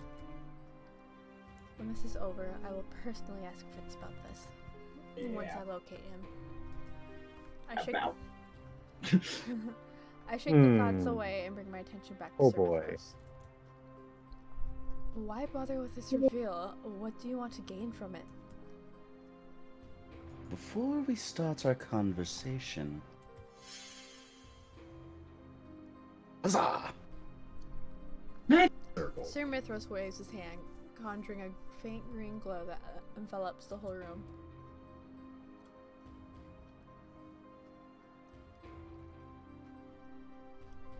Just in case someone decides to eavesdrop, I wouldn't want any of your witch friends listening in on us. Dispel magic, cheater. Yes, I am aware that one of them has been snooping around the palace these past few months. Their snooping has made it more difficult to move around without exposing myself. Sir Mithros clicks his tongue in annoyance. Such a nuisance. Is he referring to Delora? Oh wait, no. He's referring to Delora. She and Parfait warned me before that there was a witch in the palace. Is Sir Mithros truly that witch? Yeah. I never really trusted him. I never really trusted him, not even when I was a princess. Now that he's revealed himself I as a even witch. said I was a witch. I'm deaf. I need my ears cleaned. Alright, now that he has revealed himself as a witch, I need to know what he plans on doing. You knew that I was the princess this entire time, yet you never offered me any assistance. If I had, Alcaster would have targeted you as well. What? Alcaster wanted to dispose of the royal family. If he had known you were the princess, he would have been after you too. But he did not remember. Yes, It he would have did. been easier with no one remembering you as the princess. Well, he did in the other lines. I don't know if he did in this one. Well, there was that one point where she ran into Alcaster and he referred to her as princess, and then she was like, "Wait, what did he say?" Oh, But he walked away yeah. already. Yeah, no, he knew. He knew. But unfortunately, Fritz told his father about you, thinking that Alcaster might be able to help and protect you. And it didn't help that Vogue confirmed it. Ah, so that explains that part. Your mother wouldn't have been happy with me if I put you in harm's way. That is why I had to pretend to not know you in order to protect you. Sir Mithras is silent Here he for a few comes. moments before he speaks again.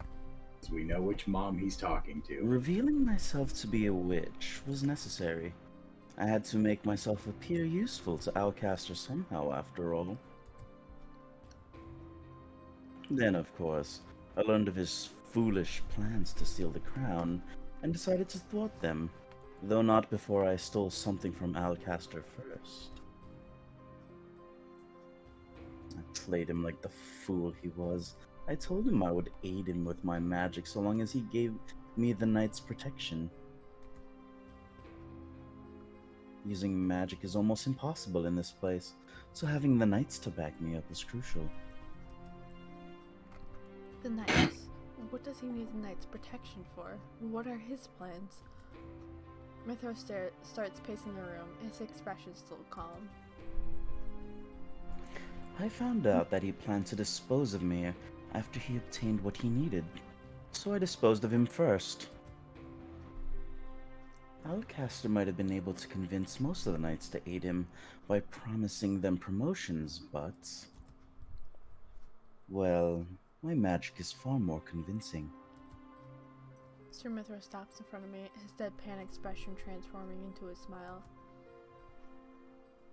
For now, let us desist speaking of my plans. The minute Alcaster's plans were thwarted, I knew I had to contact you directly. I'm happy to see you in the palace, Your Highness. Although... we really need to get you out of those clothes soon. Excuse you? A maid's clothing does not befit a princess like yourself. I knew someone would say something like that. You dirty-minded fools. I am not into that. I'm not into children. I want the queen herself. Mm. Joke's on you all, I'm asexual. It does not matter. Oh, step on me, my queen. God damn I it. mean, he does. He is found mumbling at her here's- portrait. Now, here's my question. Was Dylan talking about the broom or Rumple?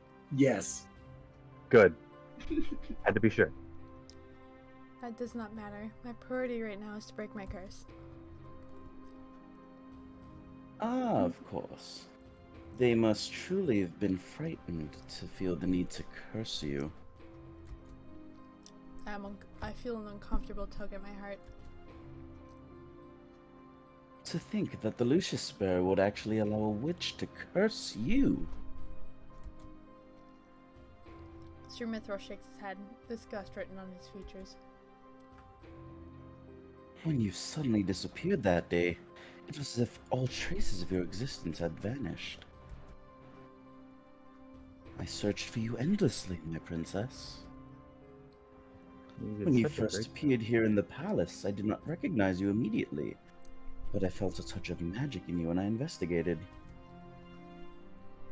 My curiosity is what prompted me to investigate you further. When I tried hard enough, I found that I could see through the glamour that had been cast on you.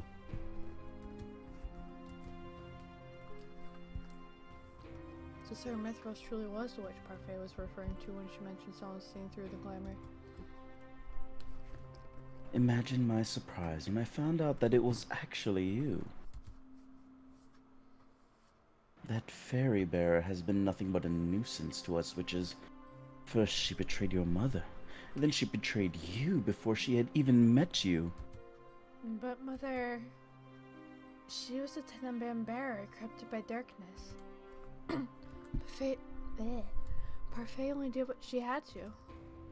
Sir Mithras looks at me, clearly surprised. What lies have those people been whispering in your ear? Everything the Queen did, she did for us witches, to protect us from the wicked humans who destroyed our kind. It is clear to me where Sir Mithras' alliances lie. Sir Mithras sighs, running a hand through his hair, and then continues speaking. On your 18th birthday, you will follow her footsteps. You will make the kingdom a place for all witches to prosper. I am nothing like her. I refuse to make people suffer to fuel the crystal. I never bore witness to the suffering the people had to go through during my mother's reign. The stories are enough to reveal her true nature to me. It was hard to believe at first, but those people did not have any reason to lie to a servant like myself. They have nothing to gain from it. I finally understand why the hatred people had for me ran so deep even when I did nothing to them. It's because I was the witch's daughter. Your mother wouldn't be happy to hear you say that. Let me assure you that it is not a destiny that you can run from, dear princess. I will not let destiny take control of my life. I feigned tiredness by releasing a long yawn. I'm sorry for cutting you short, Sir Mithras, but please excuse me. I'm getting tired. I'm about to walk past Sir Mithras when he starts speaking again, his voice a low whisper. I noticed that you have gotten closer to the family you so despised before. The prince included. I narrow my eyes at him. You care about him, don't you? I must confess that this surprises me, Princess. Such a relationship would certainly be a scandal. Even if you two are not blood related, he is still your stepbrother. Whatever will your dear father say about this? I clench my fists. He has no right to lecture me. I already know that these feelings are wrong. I know that I cannot have them. I assure you there is nothing between the both. Oh, is that so? Are those lies you mutter just to convince yourself? This man is beginning to try my patience.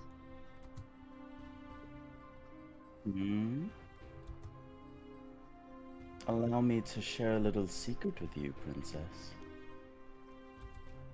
I am not interested. I head for the door and reach for the knob. Oh, but I think it is something you would be most curious about. I do, after all, know the consequences of the prince failing to break his curse. I also happen to know that someone special to him is getting married tomorrow. My hand freezes. How do you know all of this? I know all the happenings around the palace. That is my job, Princess. Now tell me, do you know the ending of the fairy tale The Little Mermaid? My blood runs cold when I remember what Emmeline told me about that fairy tale. If the prince fell in love and married someone else, the little mermaid's heart would break and she would dissolve in the sea foam. I conducted my own investigation and actually met the witch who bestowed the curse on the prince. In meeting her, I found out everything there is to know about it. I turned to regard Mithras with a frown. It seems I have finally gotten your attention. What do you plan on doing to Rod? Sir Mithras shrugs. To him? Nothing really. I was merely curious.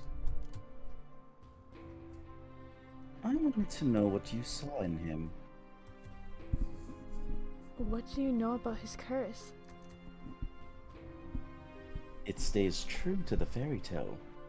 Only in this case, the prince gives up his voice for a title. Still, it will end in the same way.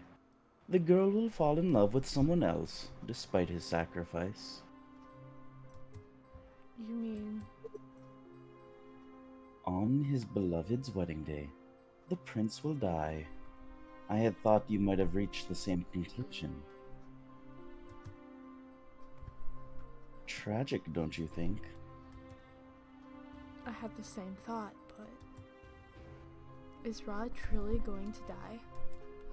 So the reason Rod gave up breaking his curse was because he knew that Viorica would never love him back.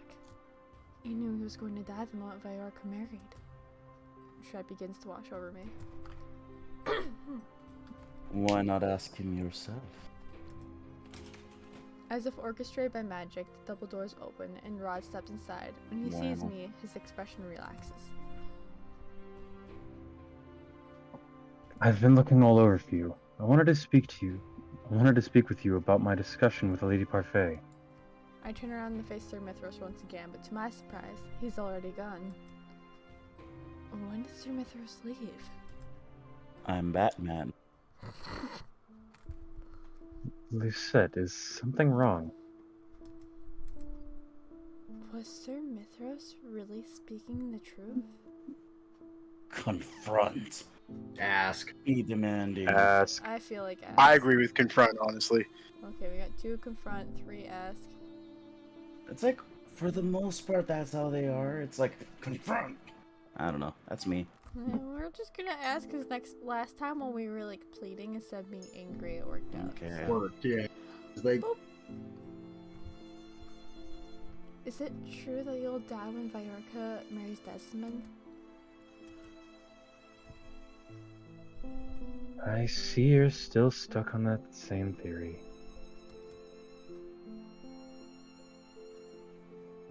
Have you been snooping around again? Please answer my question, Rod.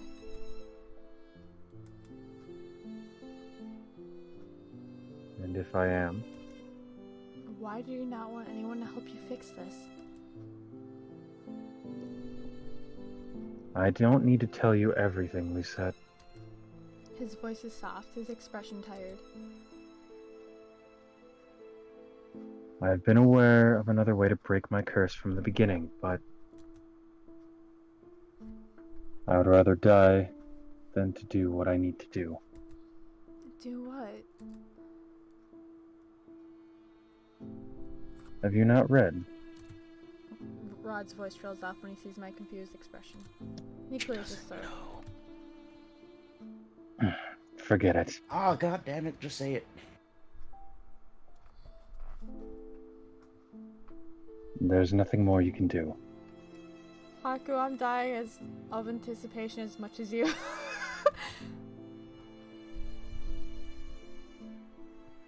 The reason I never told anyone the truth about my curse is because I never wanted anyone to blame themselves for not being able to help me. I was already a lost cause the moment Viorica really fell in love with someone else.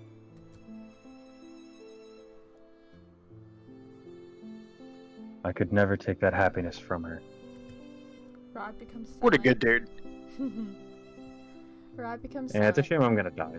His gaze downcast, the vulnerable expression catches me by surprise. You should have told me about your curse a long time ago. How many times must I repeat myself? Telling you about my curse won't change the outcome. I could have tried to help you. Why are you so insistent on helping me? Because I care about you. Aw. My face warms up when the word escapes my lips. Rod also flushes. What are you saying? But that... I'm worried about you and Emmeline's behalf. Of course, I do not want her to think that I let you die. that was such a good save. Rod lets out Was a deep it? sigh.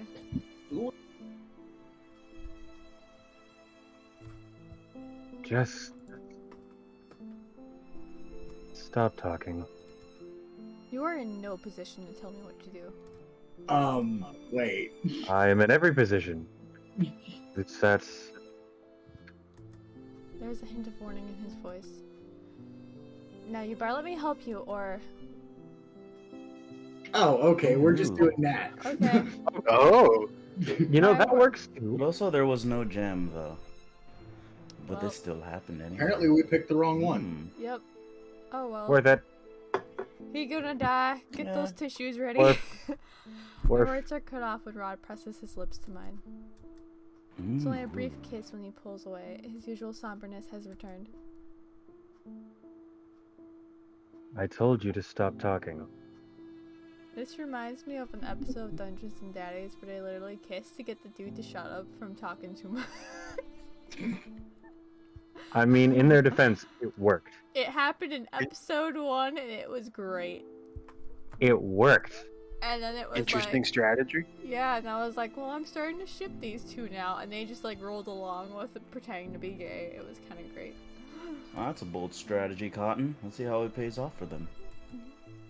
I can only stare back at him, baffled.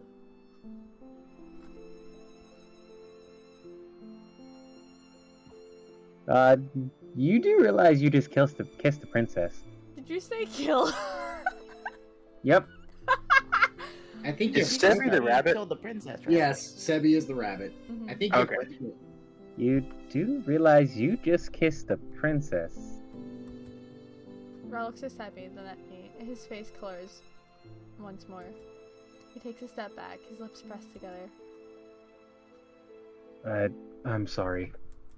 Without another warning, Rod turns abruptly and stalks out of the room. Sebi falls from his shoulder and falls to the ground, but Rod doesn't notice as he hurries to leave. I stare after him in shock. Can't believe he just ran away. And now he can't talk to anyone, because there goes his little buddy. I walk to where Sebi is and kneel down to pick him up. Are you alright? I'm fine. Thank you, princess. Sebi tilts his head to the side. That Rod. I wonder when he'll start acting like a man. Suddenly kissing a girl like that is so unromantic. Fucking wrecked. I think about the warmth of Rod's lips pressed against mine and flesh again. Is he wrong, though? Ooh, ooh. Rod may not say much, but he's got a lot going on in his head. Thoughts he doesn't ever want anyone to know. I don't want to speak on his behalf, even though that's literally my job.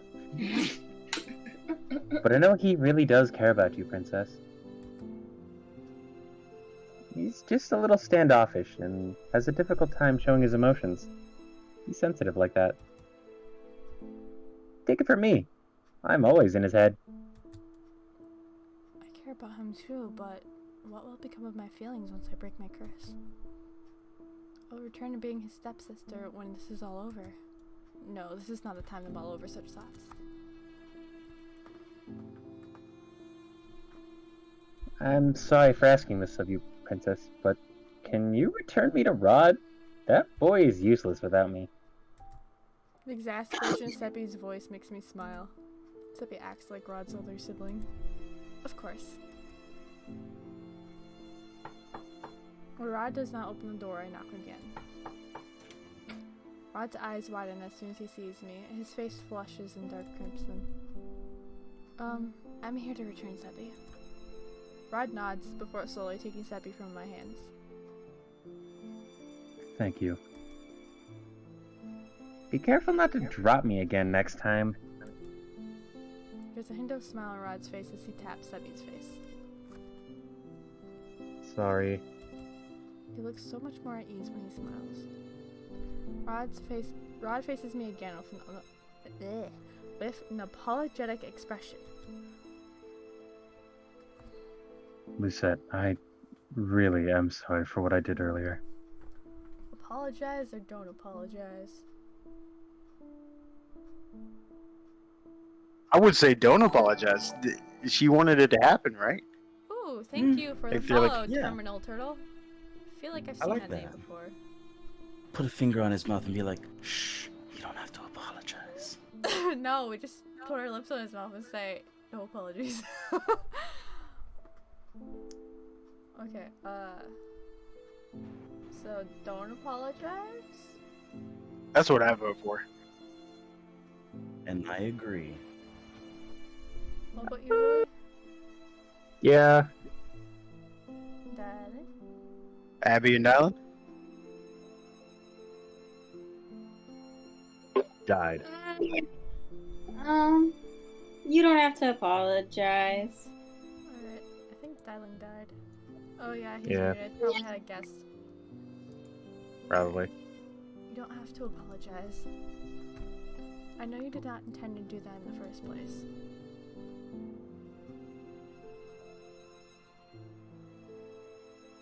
The truth is, I actually... He trails off and averts his eyes slowly to the floor. Suffice it to say, I'm not supposed to feel this way about you. What exactly are you feeling? Rod flushes a deep red before turning away. Don't ask me such an embarrassing question. The hovering silence becomes more pronounced as we both stop talking. You said you wanted to talk to me about something you discussed with Lady Parfait? Yes. I meant to tell you that Delora will be here tomorrow to investigate. Now that we know Sir Alcaster is not a witch, we have to start our investigations over. Actually, about that, I know who the witch is. It me. You do? It's Sir Mithros. He's the real witch. Sir Mithros. So when Alcaster was throwing around accusations last night, They were true. Sir Mithros is already aware that Delora has been investigating the palace. We need to warn her.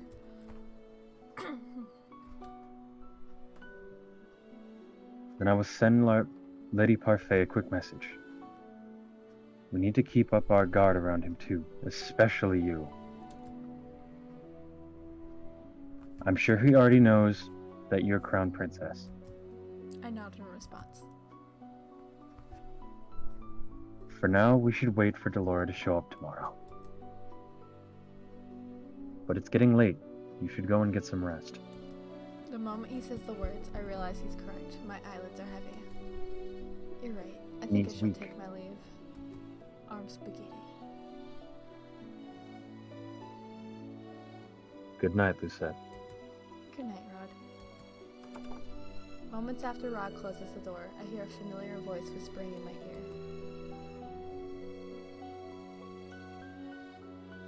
Ah, I see. I jump back in surprise and stare at him with wide eyes. Sir Mithros is leaning casually against one of the pedestals. Right? So that is where the prince disappears to every now and then. Oh, I heard. I had no reason to care before, but now I see it.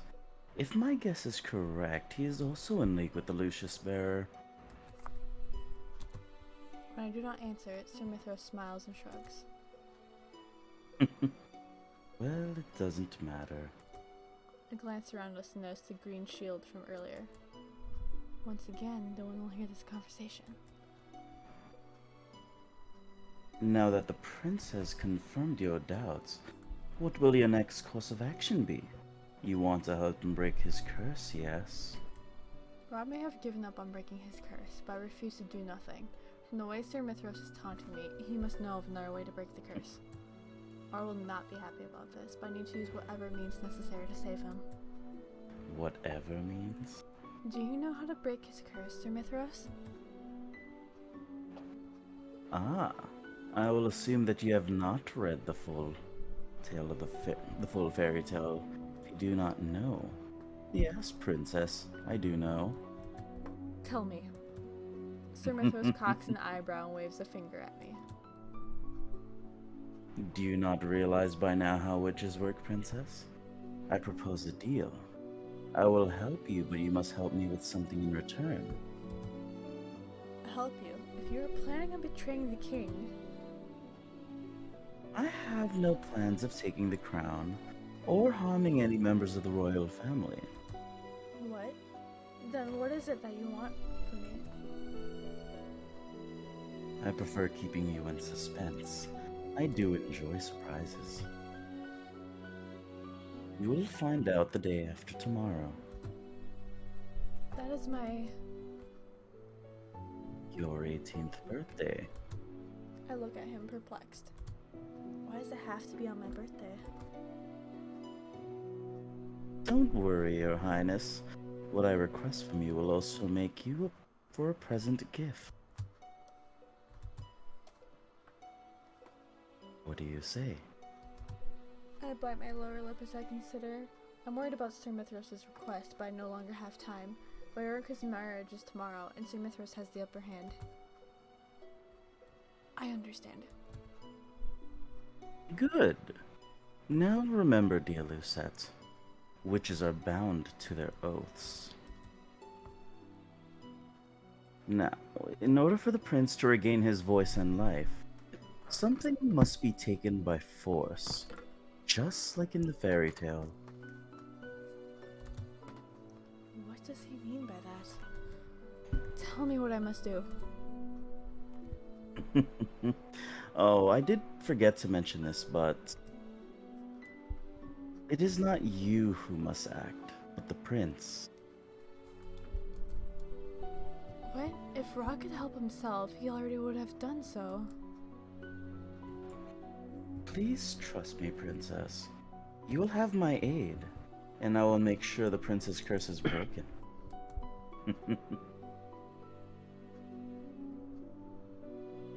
Well, I'm dead. Are Today's my- you It was the one nice that's knowing gonna you, be buddy. dead? Oh, well then, in one way or another, you're gonna be dead, considering how many characters you voiced. Oh yeah. Yep. You're gonna die multiple You always times. die some way, even if you have a good ending, you die. Yeah. Today's Either my- I die or I die. The Kenny or Willie's the Kenny of this group. Yeah. At least for the end. Kinda, yeah. Yeah. Sounds appropriate. Ow. I love you. Today is Viorica's wedding day, and also the day Rod is destined to die. Sir Mithras explained his plan briefly last night. He told me he would have a valuable item delivered to Rod that he would need to use to break his curse. He further explained that it was something he would need to use after the wedding. I tried to question him further, but he disappeared before I could say anything that he needed to start his preparations. I'm not completely trust him, but I'm running out of time and have no choice right now. The royal family left the palace to attend Viorica's wedding. It's unusual for the king to attend another noble's wedding, but Viorica is an exception given that she is one of Rod's and Elaine's best friends. Despite Sir Mithras' reassurance, I am still restless. Sir Mithras told me that everything would be alright, that Rod would not instantly die the moment Viorica got married. But why would his involvement be reserved for a time after the wedding? Why does he not act now?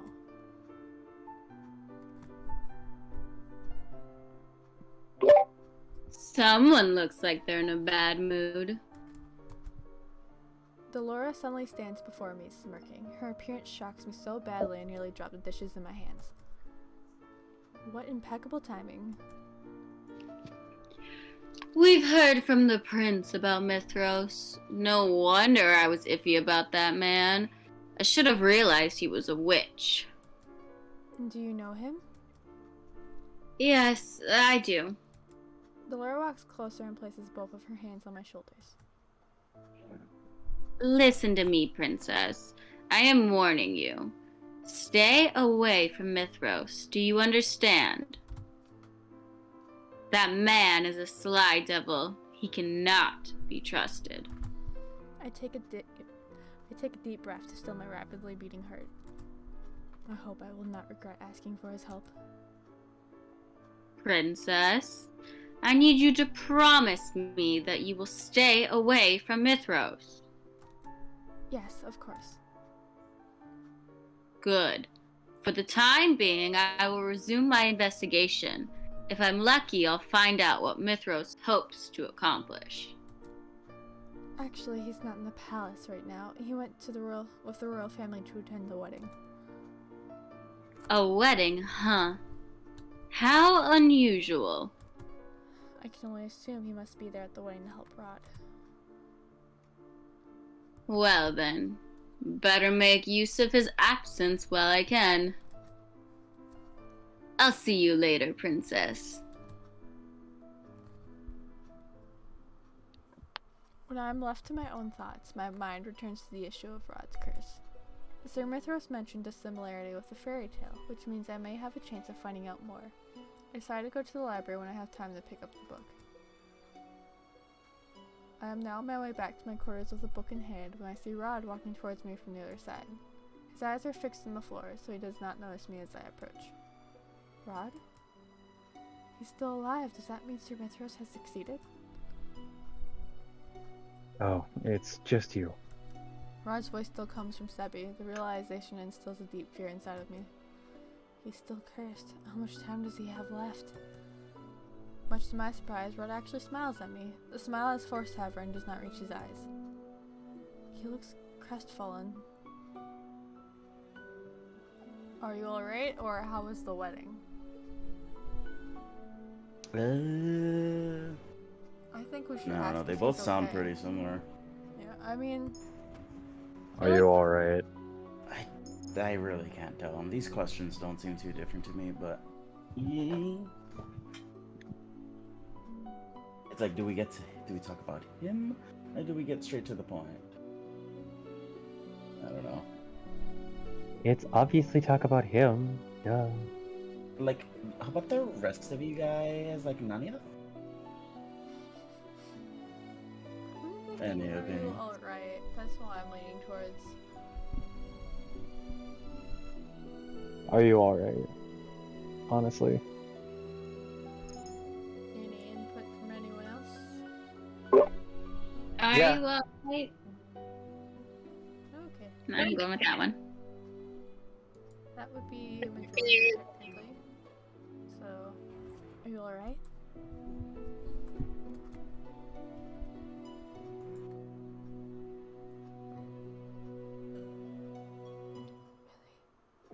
I'm fine. Are you sure? Yes, I'm sure. But I am tired, Lisette. So for tonight, I just want to rest. Good night. While waiting for my answer, Rod begins to walk away. A strange heaviness hangs in my chest. Why do I feel like this is the last time I will see him? I glanced out the book in my hands and slowly opened up to the last page of the Little Mermaid fairy tale. I start reading from the section where the mermaid sisters explain how to Oh, get she's her fins finally back. reading the thing. Yep. Take this knife. Before the sun rises, you must plunge it into the heart of the prince, and you will be a mermaid once again. The book falls from my hands Finally. and collapses to the floor. I stare at it, dumbfounded. Wait, this means... Rod needs to kill Viorica? Yes. Then the item that Sir Mithros mentioned earlier... Could it be the knife? I need to find him. I turn and start running in the direction of Rod's room in hopes that I'm still able to catch Sir Mithros there. When I come to the end of the hallway, however, it's not Sir Mithros who stands by Rod's door. Emmeline? Emmeline is slowly walking in the direction of the throne room. Her movements seem oddly mechanical. I rush towards her. Princess Emmeline, what are you doing? Must go to Rod. Why is she going to the throne room? Rod is back in his room. My eyes catch on something shining in Emmeline's hand. Oh. My heart nearly stops when I see it's a knife. Emmeline, what are you? If he kills his beloved with his blade, his curse will break and he won't die. It is as if she's in a trance. Is this Sir Mithros' doing? Is she under one of his spells? Emmeline, snap out of it! Emmeline starts walking again, ignoring me. When I try to approach her again, thinking to steal away the knife, a shadow suddenly comes to stand between us. Varg looms in front of me, smirking. Where did you come from? I'm a ninja. Let me through, Varg. No. No can do, princess. Do you want to save the prince? I look at Emmeline, who's not even turned to glance at us. I glare at Varg, who's still standing in my way, grinning. Step aside, Varg. Ah, feisty. You're you're far more interesting, princess, than your stepsister. I try to sidestep, but Varg follows my motions. I try again and again, but he just thwarts my progress. He holds his hands up in the air, eyebrows raised. Tell me, what would you do if I let you go? Would you stop him from killing the girl? Rod would never kill her. He'd never do anything to harm the person he loves. He refused to do it, and he has no reason to do it now. Varg is silent for a few moments as he considers. Interesting. He steps aside and bows. Go ahead then. You are letting me go? I would like to see how this play and see this play end as it may. I can read without any strings attached. I like this Varg. He's interesting. Alright, here we go. Silent farewell. Yep, I'm dead. Yep. Bad ending. When I push open the door, I find Rod kneeling down. Emmeline lies on the floor in front of him, unconscious. Emmeline! She's fine. She's just asleep. Something clicks in Rod's hands. Even from this distance, I know that it's the same knife Emmeline was holding earlier. Out of the corner of my eye, I see someone slouched against one of the pillars. Viorca? I rush to her side and sigh with relief when I see the gentle rise and fall of her chest. She's still alive. How did she get here? It was Sir Mithros' plan. I remember walking back to my room after talking to you. I blacked out. When I came to, I was already in here with Viorca. I already checked on her. He seems to be under some kind of sleeping spell. M came in just a few moments ago, passed me the knife, and then simply collapsed after begging me to kill Viorica. I think M is under the spell as well. Rod glances down at the knife in his hand, expression glassy. M almost convinced me. She pleaded that I'd not leave any of them behind. It's not as if I want to die and leave my family, but... Chris stares at the knife for a few moments, then curses as he slams his fist into the ground.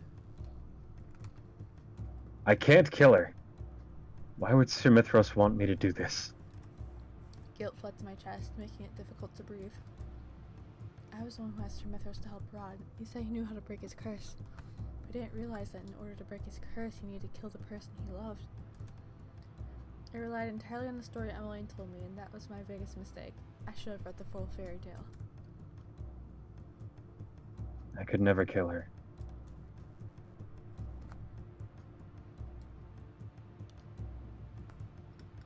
Okay. Orochimaru, come take your line. Shame. Thank you. Sir Mithros emerges from the shadows, Orochimaru. looking at us with disappointment. Am I wrong? To break his curse, Prince Rod must kill his beloved with the knife his sister has brought him, just like in the fairy tale. Mithros turns to Rod. And here I thought that your sister might be able to change your mind. You were, after all, supposed to do this of your own accord. I was wrong. I shouldn't have underestimated your stubbornness.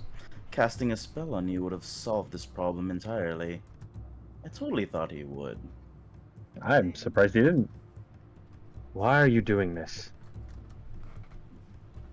Well, Sir Mithros shifts his gaze to me. Rod follows his gaze to me, raises his eyebrows. There's no use lying to him now. I asked Sir Mithros to help me break a curse. You what? Ow. I didn't know you were meant to kill Viorica. Rod shakes his head, his face marred with disappointment. Anyone who tries to help me will inevitably make things harder for me, Lucette. I wanted to help you, Rod. I've already made up my mind. If you really want to help me, then please respect my decision. Please.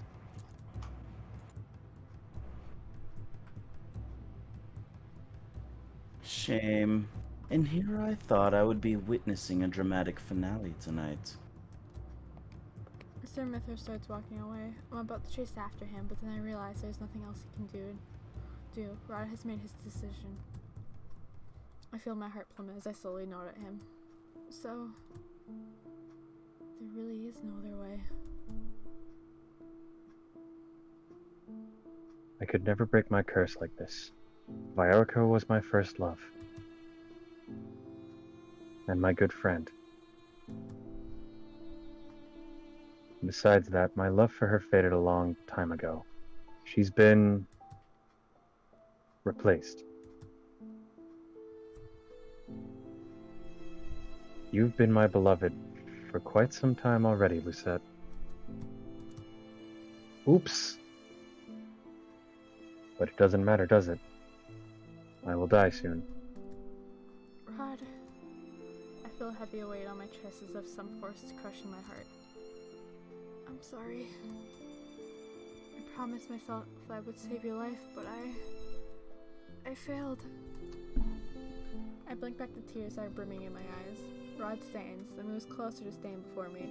He places a hand on my cheek. You've done nothing wrong, Lucette. So please don't blame yourself. What did I expect to happen? Even if Rod had killed Viorica today, he would have carried that burden for the rest of his life. And all because I asked the witch to make him do something he did not want to do in the first place. Rod reaches for Seppi and places him in my hands. Once the clock strikes 12, I'm going to disappear. It really is a shame that I'll be disappearing on your birthday. It would have been nice to celebrate this one with you.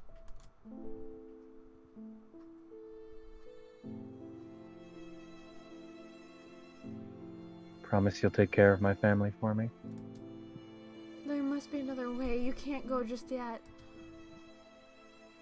I'm sorry, Lucette. I cannot even bring myself to consider what is happening. Panic engulfs my senses as I stare at Rod, who is becoming translucent. Rod, you're... If only I could be with you and everyone else, just for a bit longer. Despite the fact that his words waver, when Rod looks at me, his smile is bright and warm. My vision blurs as tears gather in my eyes. I like you, Lucette. If we had had more time together, I think I would have grown to truly love you. In the next instant, his body dissolves into soft orbs of light. The light gathers in the air, then begins to fade. I'm so sorry.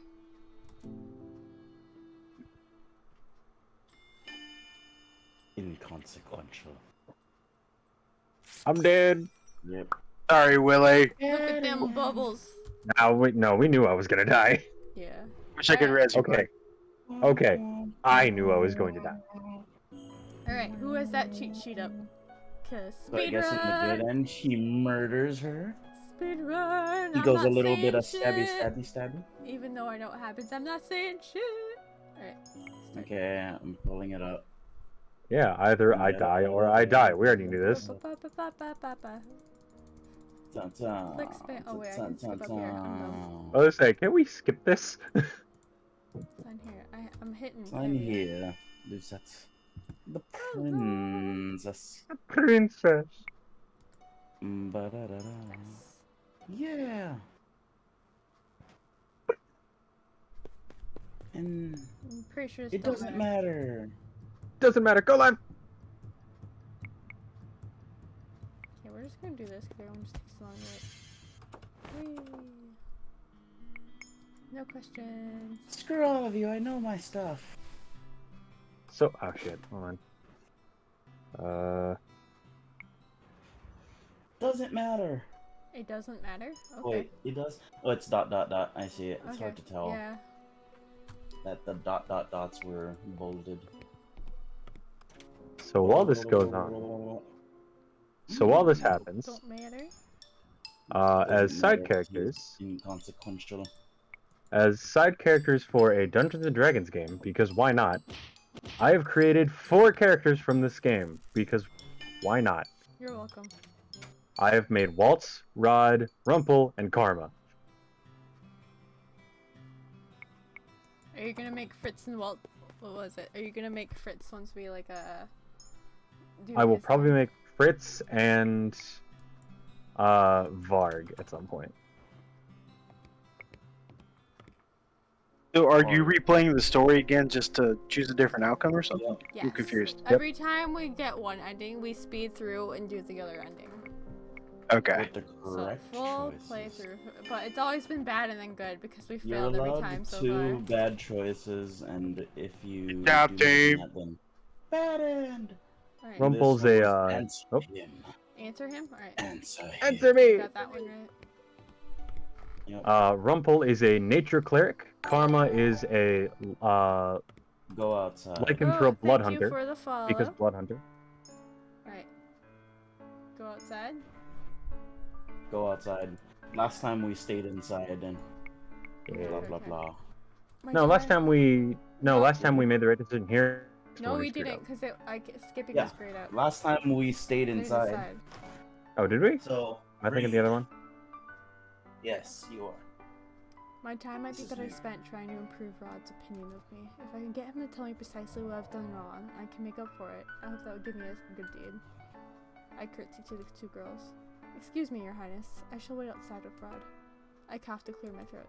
With the prince. Okay, I won't be long. Okay, yeah, I'm thinking the other one. Yeah, no, the second time we go to this toy store, that's when we go outside with him.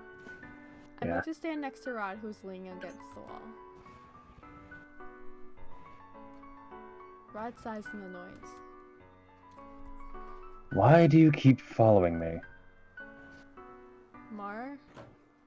Mar who? You're gonna have to be more specific. Tell me how to rectify whatever wrong I have done to your family.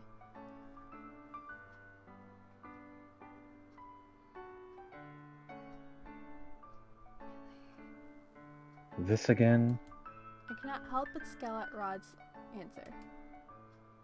You spout all this nonsense about goodness, but refuse to help me. How is that good? You haven't given me any reason to help you. What? If you're not serious about genuinely learning how to be good, then I'm not interested in helping you. Maybe I can catch him off guard by bringing up his response in the toy shop just now. Fine, then I'll make a normal conversation. Who is Viorica to you? Has she done something to hurt your family too? Viorica is a childhood friend. She is not like you at all. Oh? Then why were you acting so cold to her? You obviously did not want me to be inside You obviously did not want to be inside the shop. Ra looks away from me and absently kicks a pebble to the ground. That is none of your business. I sighed, disappointed with Rod's reaction. Rod turns away from me as Emmeline exits the shop. Ready to go?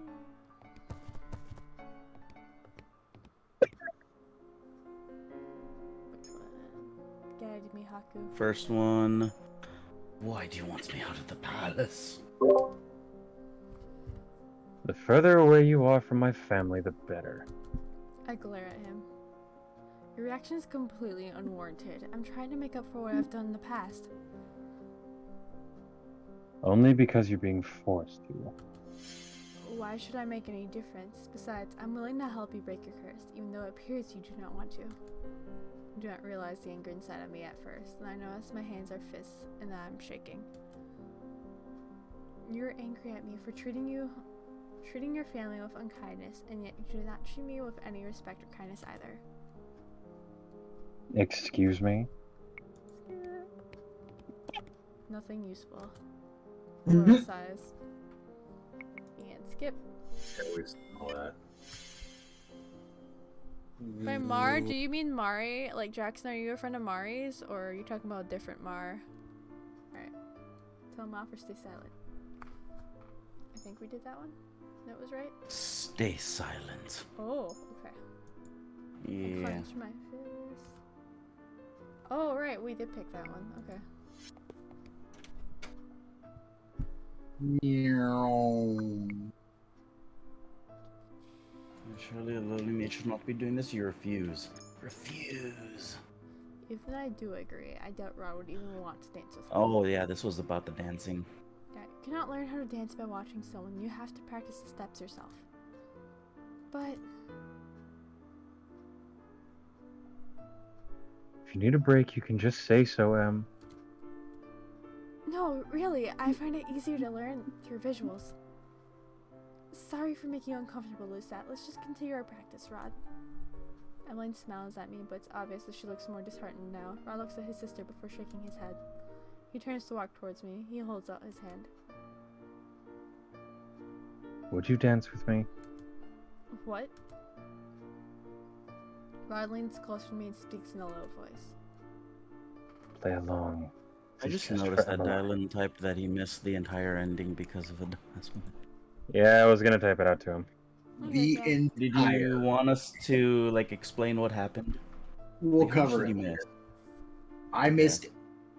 From the last time you guys heard me talk, I missed everything. Well, Oh, at least wow. you get to see First the thing I happy saw- ending. Yeah, Yeah. you can just pretend that the Better. bad ending didn't happen. Exactly. We don't need to know that I died.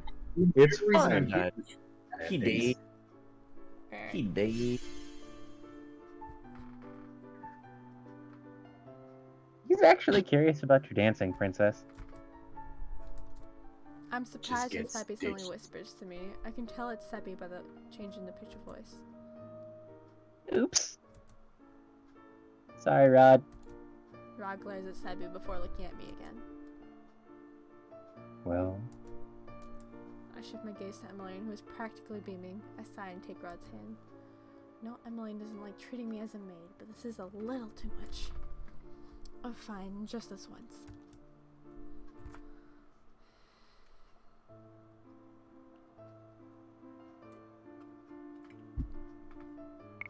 It's the same, I think. yeah, it is. Yeah. Meow. Was that correct answers? Yep. Correct answer. Be We nice. chose that last time too. Mm-hmm. Because we were like, be nice to her. No, point out No. our mistakes. We're assholes. I am fine. I'm fine. Everything is cool. I'm gonna grab some chips that are like 2 feet away from my computer. Hey, look, it's me. Buy me. Alright, Stay Tom, with him. Stay with him. Stay with him. Stay. Be with him. Be with him forever. Yeah, You we did that don't last know. time.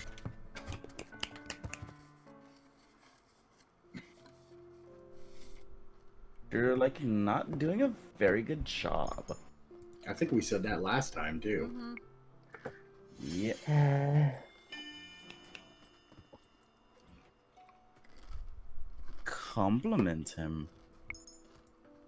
Take a page out of Rumpel's book. He taught us well. Alright. Tell him. Ah, that's what we're telling. Okay. Hey, Like, look, we what are saw we the telling pointless him again? Nerdcast. Like, Okay. I'm sure that I'm a better dancer than you. Yeah, I remember that Yep. one being the right one. Jesus. That one was funny. It was great competition. Wasn't it the first time we actually saw him blush too? Or was that earlier? I think Oh, so. hey, look, it's us. Do not tell him. Oh, yeah, this one we didn't do. It Yep. was nothing.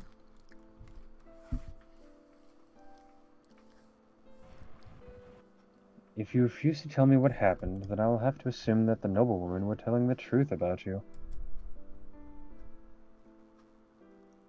Abby. Oh, this is interesting. So she gets mad at him. Mm-hmm. Lucette, Oh no. ooh, Lucette has done nothing wrong. In fact, I think Lucette only did what you or Emmeline would have done had you heard the awful things those women were saying about your mother. What? She stood up for the queen when she didn't have to. Then why didn't you just say so? Because I did, and then you told me off. Would you have believed me? Rod drops his gaze from mine. You never gave me a chance to believe you, did you? Would he have believed me? How am I to know that? Rod's like a walking contradiction. Yeah, I know. It's the worst. Clearly by this choice, he contradicted himself. Alright, Rod glances up again, this time to look at Viorca. Alright. Whee! Oh, never mind. We were outside of Viorca's shop. Rod stops, releasing my hand as he turns to face me.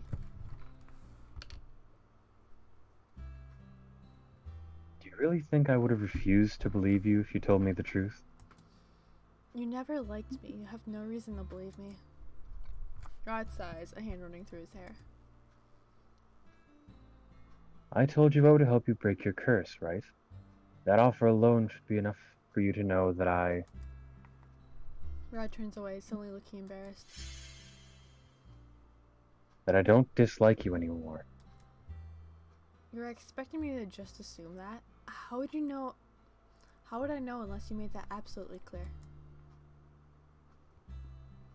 Well, I'm making that clear now. I understand. Anyway, thank you for standing up for my mother. It seems like you don't require my assistance in breaking your curse after all. He gestures to my necklace. Congratulations on your second good deed, Lucette. God, it's fucking weird when he smiles. Suddenly tongue-tied, I found myself looking everywhere but at Rod. When I Oh have boy, once does that again- last screenshot hurt.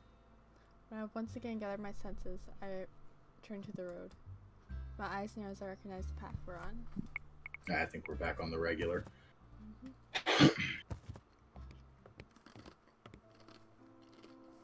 What was this one? This one's Jackson explain. died. He asked if I knew someone. I asked him if he was referring to the person I'm thinking of, but they never responded. Rest in peace. It's because he hates you. Oof. Because if it's That's pretty Mari, normal. yeah, I know Mari. If it's not Mari, what other Mari are you talking about? Alright. You know that one This from one was the place? explain. And then she was Yeah. like, "Oh, by the way, what do you want to do with my son?" Do you want to do the do? Oh, this one was. I think this one was. off. Was this one? Okay. Plead? I know that was right. I remember that. Yeah. Again, then the next one was the one that we royally messed up, which is Warren Emmeline. My attention is quickly drawn to where Emmeline is moving between groups of people, introducing herself and making light conversation. I know this will be frowned upon, but Emmeline's safety must come first. I make my way quickly over to Emmeline and curtsy just off to the side, trying to draw as little attention to myself as possible. Princess Emmeline, may I have a word? Emmeline is clearly shocked at my intrusion, but she masks it well. Excuse me, it appears my maid has something for me. I draw her closer to the walls where the crowd blocks us from view. I wasn't expecting you to be here, Lucette. Not that I mind, but won't you get into trouble? There is no time for that. I take her hand in mine and look at her somberly. You have to watch out for this man in the mask. Sir Alcaster brought him to the ball. Why should I be worried then? Can't exactly tell her what I think. He is a witch right now, and there are too many people looking. Just please be wary of him. And I guess it just happens anyway. Probably. I'm sure there's nothing to be worried about from anyone here, Lucette, especially if Sir Alcaster is involved. There's nothing to worry, especially if it's. On the contrary, if Sir Alcaster's involved, I would recommend staying on your guard, Emmeline. Rod? I turn shocked to see Rod suddenly standing beside me. But he sneaks over too. You should trust Lucette. Okay, so I need to make him part rogue. Fine. Excuse me? I jump back at the sound of Ark's voice. Rod takes a step forward and places his hands on my shoulders to study me. I don't believe we've been introduced. Var looks at me for a few moments, but I say nothing. He eventually turns to Emmeline, a wolfish smile on his face. My name is Varg, and you must be Princess Emmeline. The tales of your beauty do not do you justice. Rumple didn't like that. Emmeline flushes as Varg reaches for her hand. He presses a kiss onto the back of it, still grinning. I can feel Rod tense behind me. May I have the first dance? Emily bounced down on her lower lip as she stares at him, and becoming acutely aware of just how quiet the throne room has become. She could not refuse him without so many people watching her. I feel sick, but could not bring myself to say anything more as Emmeline puts her hand in Varg's. I accept, Lord Varg.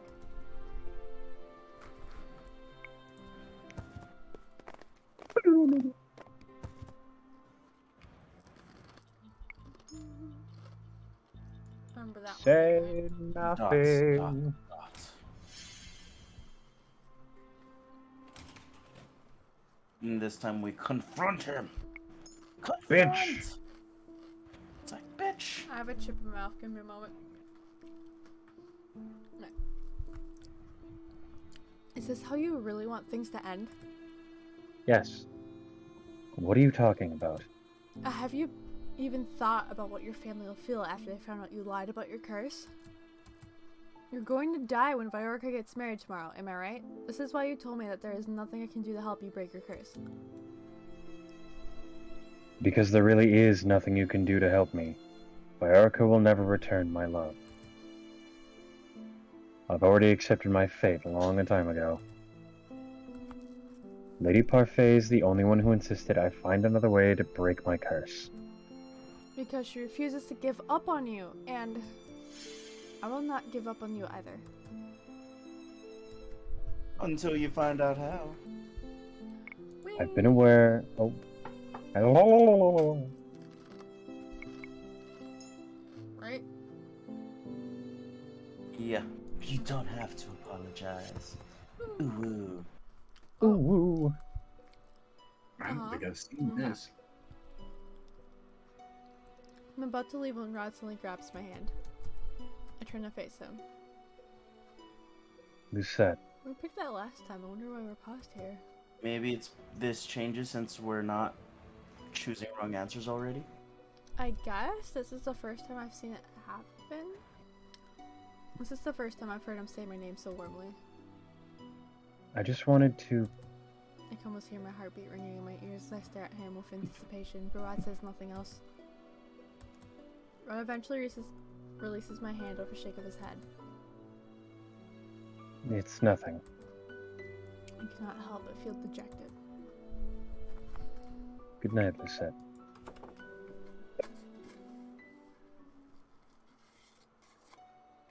How was the wedding?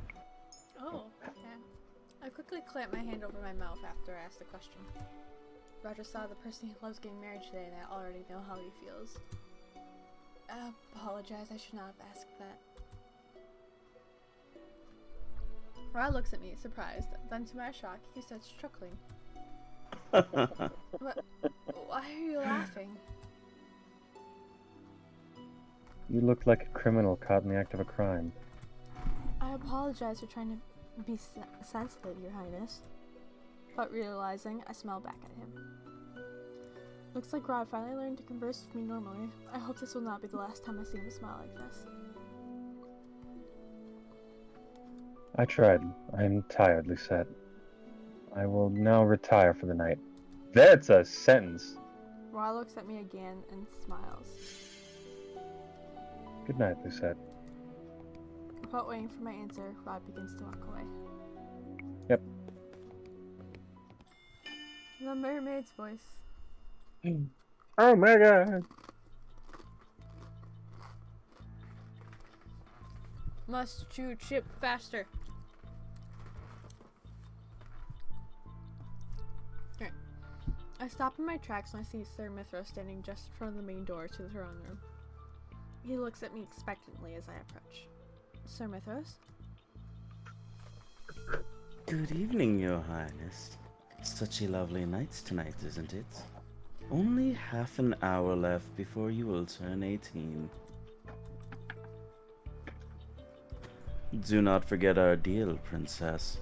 Come tonight. I will be requesting your aid in exchange for helping the prince break his curse. I clench my hands in a tight fist. Helping the prince break his curse? Rod killing someone is not what I wanted.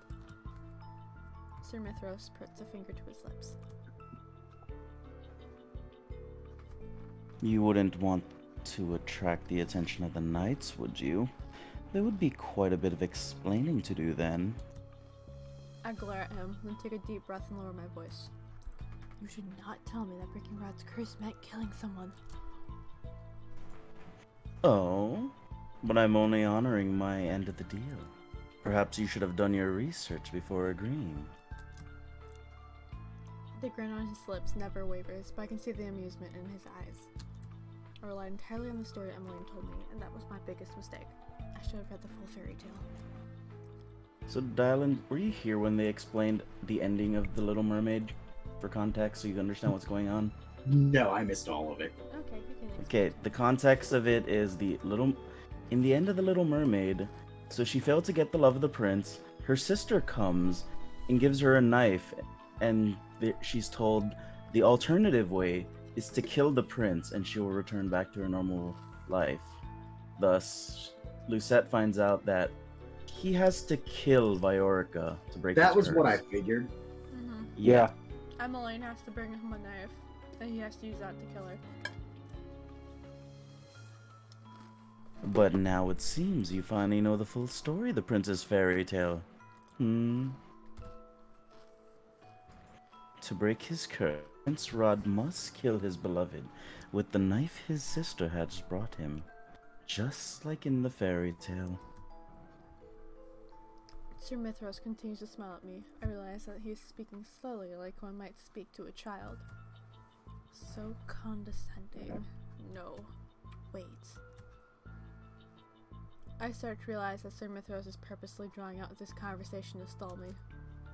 I need to go. Mithras does not stop me when I slide past him to open the doors to the throne room. The first thing I see when I enter the room is Rod. He's standing in the middle of the area with Emmeline in his arms.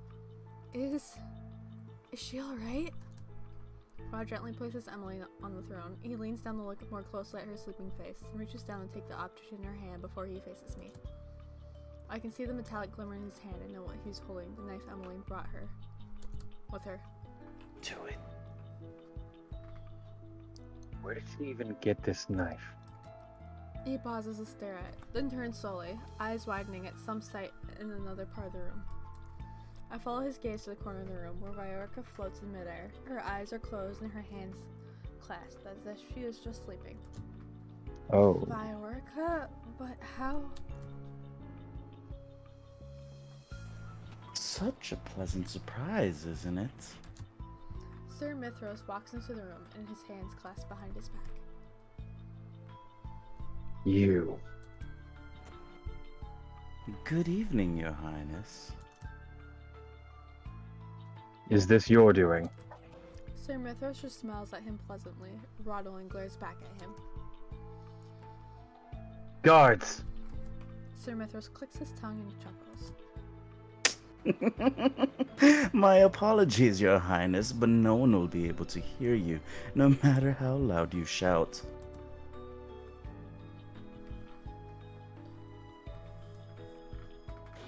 Not even your witch friend will hear anything through my magic. He knows Dolora is here. I glance around the room and notice that Sir Mithras has created his silent green barrier. This is the same magic he used yesterday. Now, let us get back to the matter at hand. You are running out of time, Prince Rod. It would be a shame to see you perish here after the princess went through the trouble of asking me to save your life.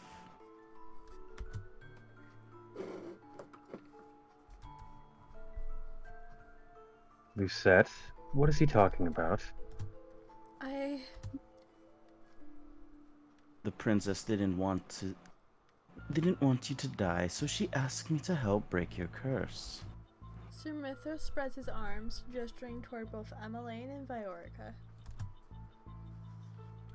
And so I've been kind enough to set the stage and gather its actors for what I hope to be a wonderful finale. I can't help but wonder how this fairy tale will end.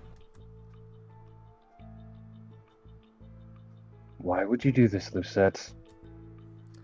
I didn't know it meant killing Viorica. I swear, this is why I came here, to stop you. I told you so many times there was nothing you could do to help me.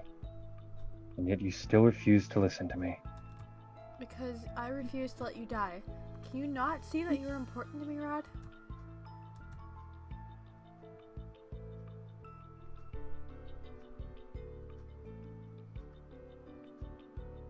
Kaku. Orochimaru. Oh Why? my, what a scandal. Ooh. Oh Hey. my. That's Namatake! I turned to Sir Mithros and stared daggers at him. I asked you to help Rod. Why did you have to involve Emmeline in this? It was a necessary requirement that the princess be the one to give him the knife, Your Highness. It was, after all, the mermaid's sister that brought her the knife to kill her beloved. So that's how she knew about all of this.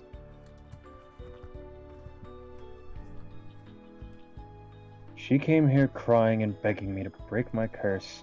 She didn't want me to die. I almost wanted to do it. But I could never kill someone. That's why I refused to break my curse, even if I really want to live.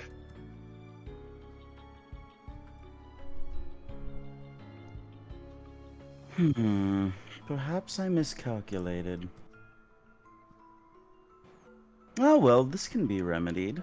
Oh god. Sir Mithras waves his hand. His fingers begin to glow subtly with magic.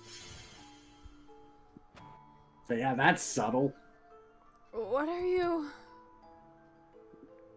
Rod! A faint green glow surrounds Rod as he doubles over. What are you doing to him? What I should have done to begin with. The witch who cursed him said that he must do this of his own accord. But seeing as he refuses, I'm going to have to bend the rules slightly. Rod stands abruptly and begins walking towards Viorka. A knife in his hand glistens beneath the patches of scattered moonlight in the room. Princess, he's going to kill Viorica. Stop this, Sir Mithros! Where's Delura when we need her? I turn towards Rod and wrap my arms around his waist in an attempt to stop him. But whether through magic or his own strength, he continues onward. I end up being dragged behind him. Rod, snap out of it! God. I must kill her. His gaze is so glassy and his voice words so mechanical that he sounds nothing like himself. No! Sir Mithras, stop this! I am ending our deal. My apologies, Your Highness, but not even I can dispel my magic once it's been casted. It will only fade of its own volition, once what needs to be done has transpired. I have a bad feeling I know where this is going.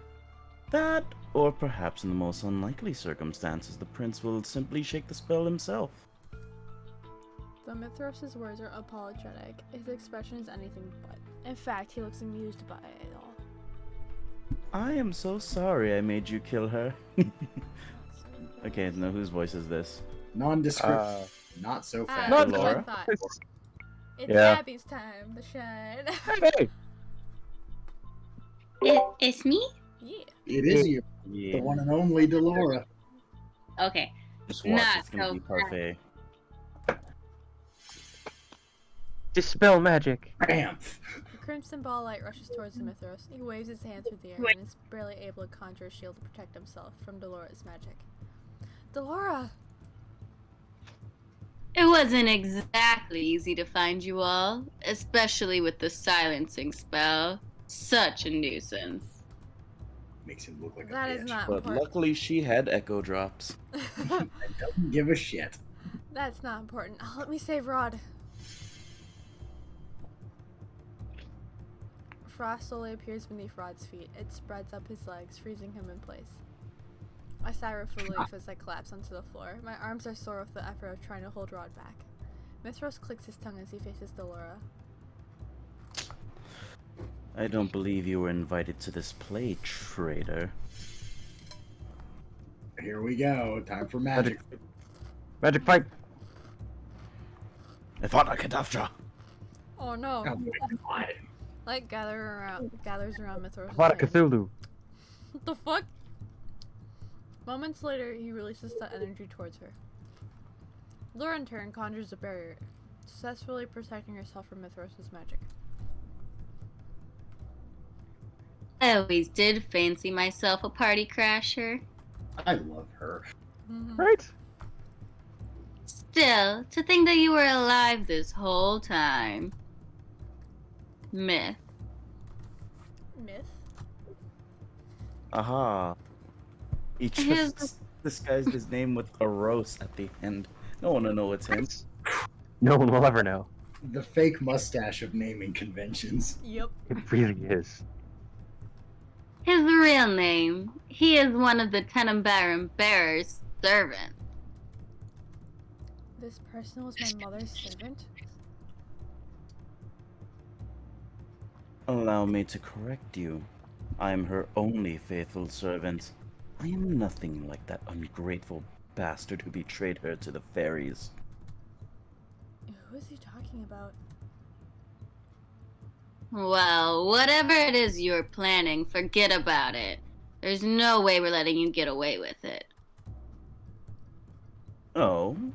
Well, do try your best. That smirk. But first, a reminder.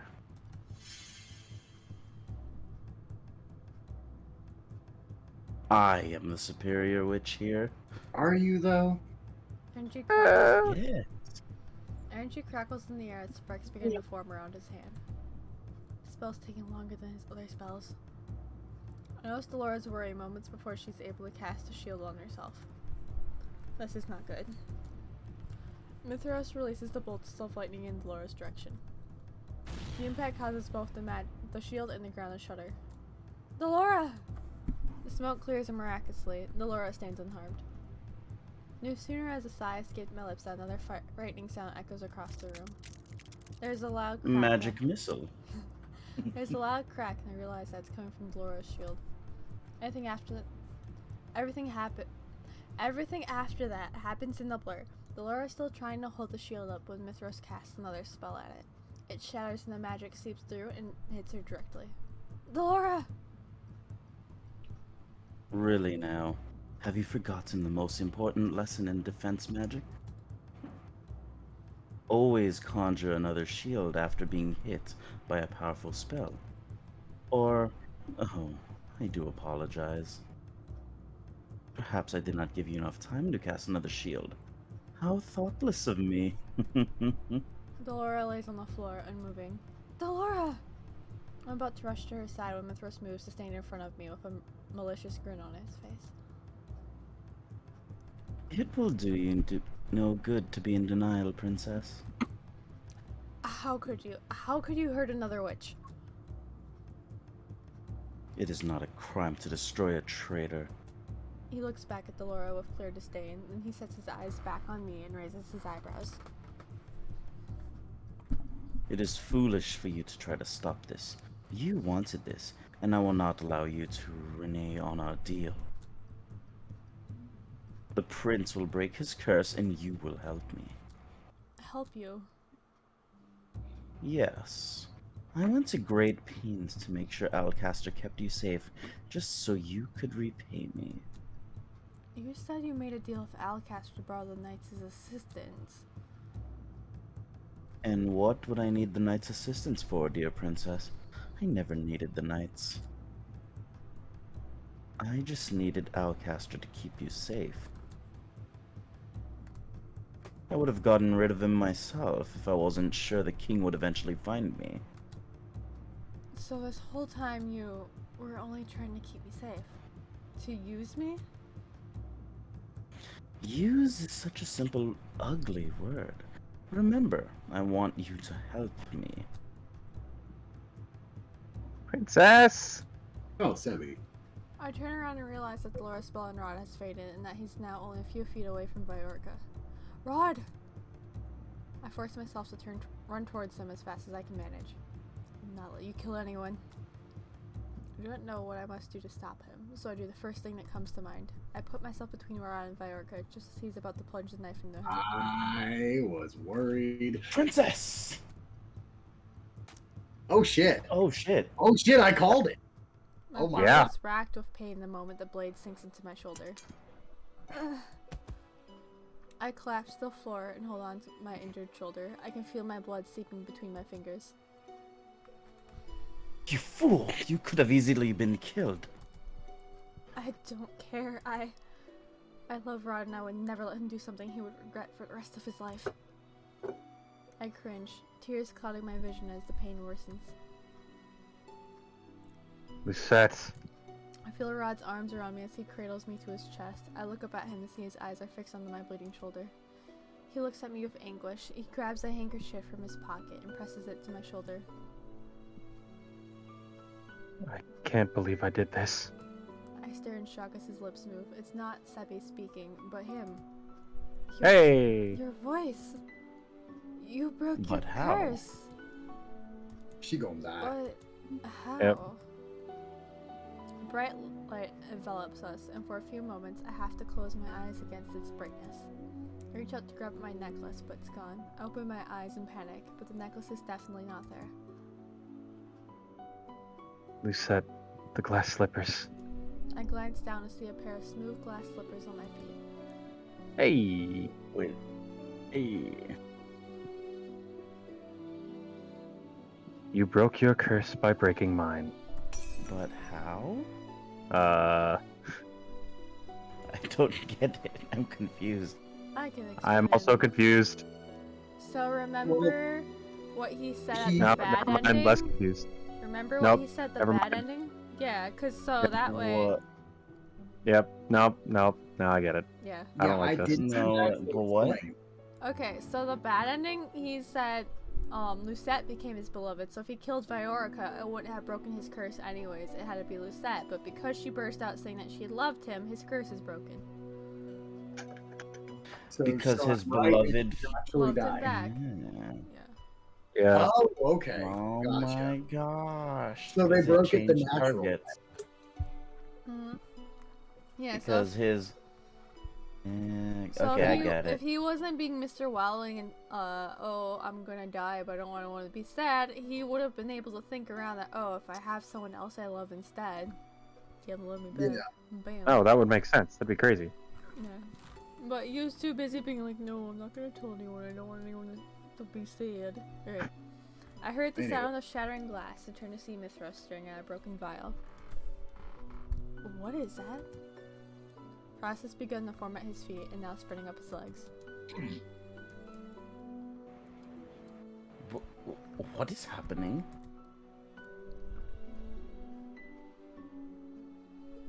Ooh. The- Ooh. Ah, she got him now. He got distracted. Yep. Always have a backup, as they say. Seems like you're the one who forgot the basics of combat. Never turn your back on an opponent unless you're sure that they're dead. Your bloated ego does wonders in turning the tide of a battle. Laura is now back on her feet, walking towards Mithras. She dusts off her dress as she moves. Delora is unharmed. You. But how? Did you really think I'd forget to conjure another shield? The frost has now made its way up to Mithras' neck. Inconceivable. A lowly witch like you would never cast this powerful a spell. Laura gestures at the glass shards on the floor. That's where Parfait's new special potion comes handy. It makes my magic more powerful. The second most basic lesson is to never underestimate your opponent. Looks like you were the terrible pupil. Mithras opens his mouth to speak, or perhaps to scream, but by the time he opens his mouth, the frost has completely devoured him, leaving him nothing but an icy sculpture. Delora, Lucette is... Has her bleeding stopped? I think so. I cannot make out what they say after that. My world starts spinning and everything starts to blur, so I close my eyes. I feel Dolores' hand on my forehead. The warmth relaxes me somewhat. We got you, princess. Hang in there, Lucette. My body becomes heavier by the second as I lean my head against Rod's chest. Then I feel myself falling into never-ending darkness. When I open my eyes, the first thing I see are the soft rays of sunlight seeping through the window. I am in my own room? I attempt to sit up and cringe when I feel a sharp pain in my shoulder. I reach out to touch it, only to realize that it's been neatly bandaged. Despite the injury, my body feels oddly light, stronger than it even was before. I remember I placed myself in front of Viorca to stop Rod from hurting her. But where did this energy come from? The door opens and Emmeline walks in with a tray of food in her hands. She stops when she realizes I'm staring at her and nearly drops the tray in her rush to stand beside me. Lucette, you're finally awake. I was so worried about you. I'm so sorry. This was all my fault. What are you talking about? It was mine, not yours. I remember bringing the knife to Rod, but I can't remember much what happened after that. Before or after that. Just when I woke up in the throne room, I saw that you were bleeding in Rod's arms. I thought you were going to... Rest of Emmeline's words break to pieces as she begins to cry. I'm so sorry for forgetting about you. I made you work too hard while you were my personal maid, and... I shake my head with a sigh. Oh, so she remembers everything. That's interesting. Her curse broke last night, remember?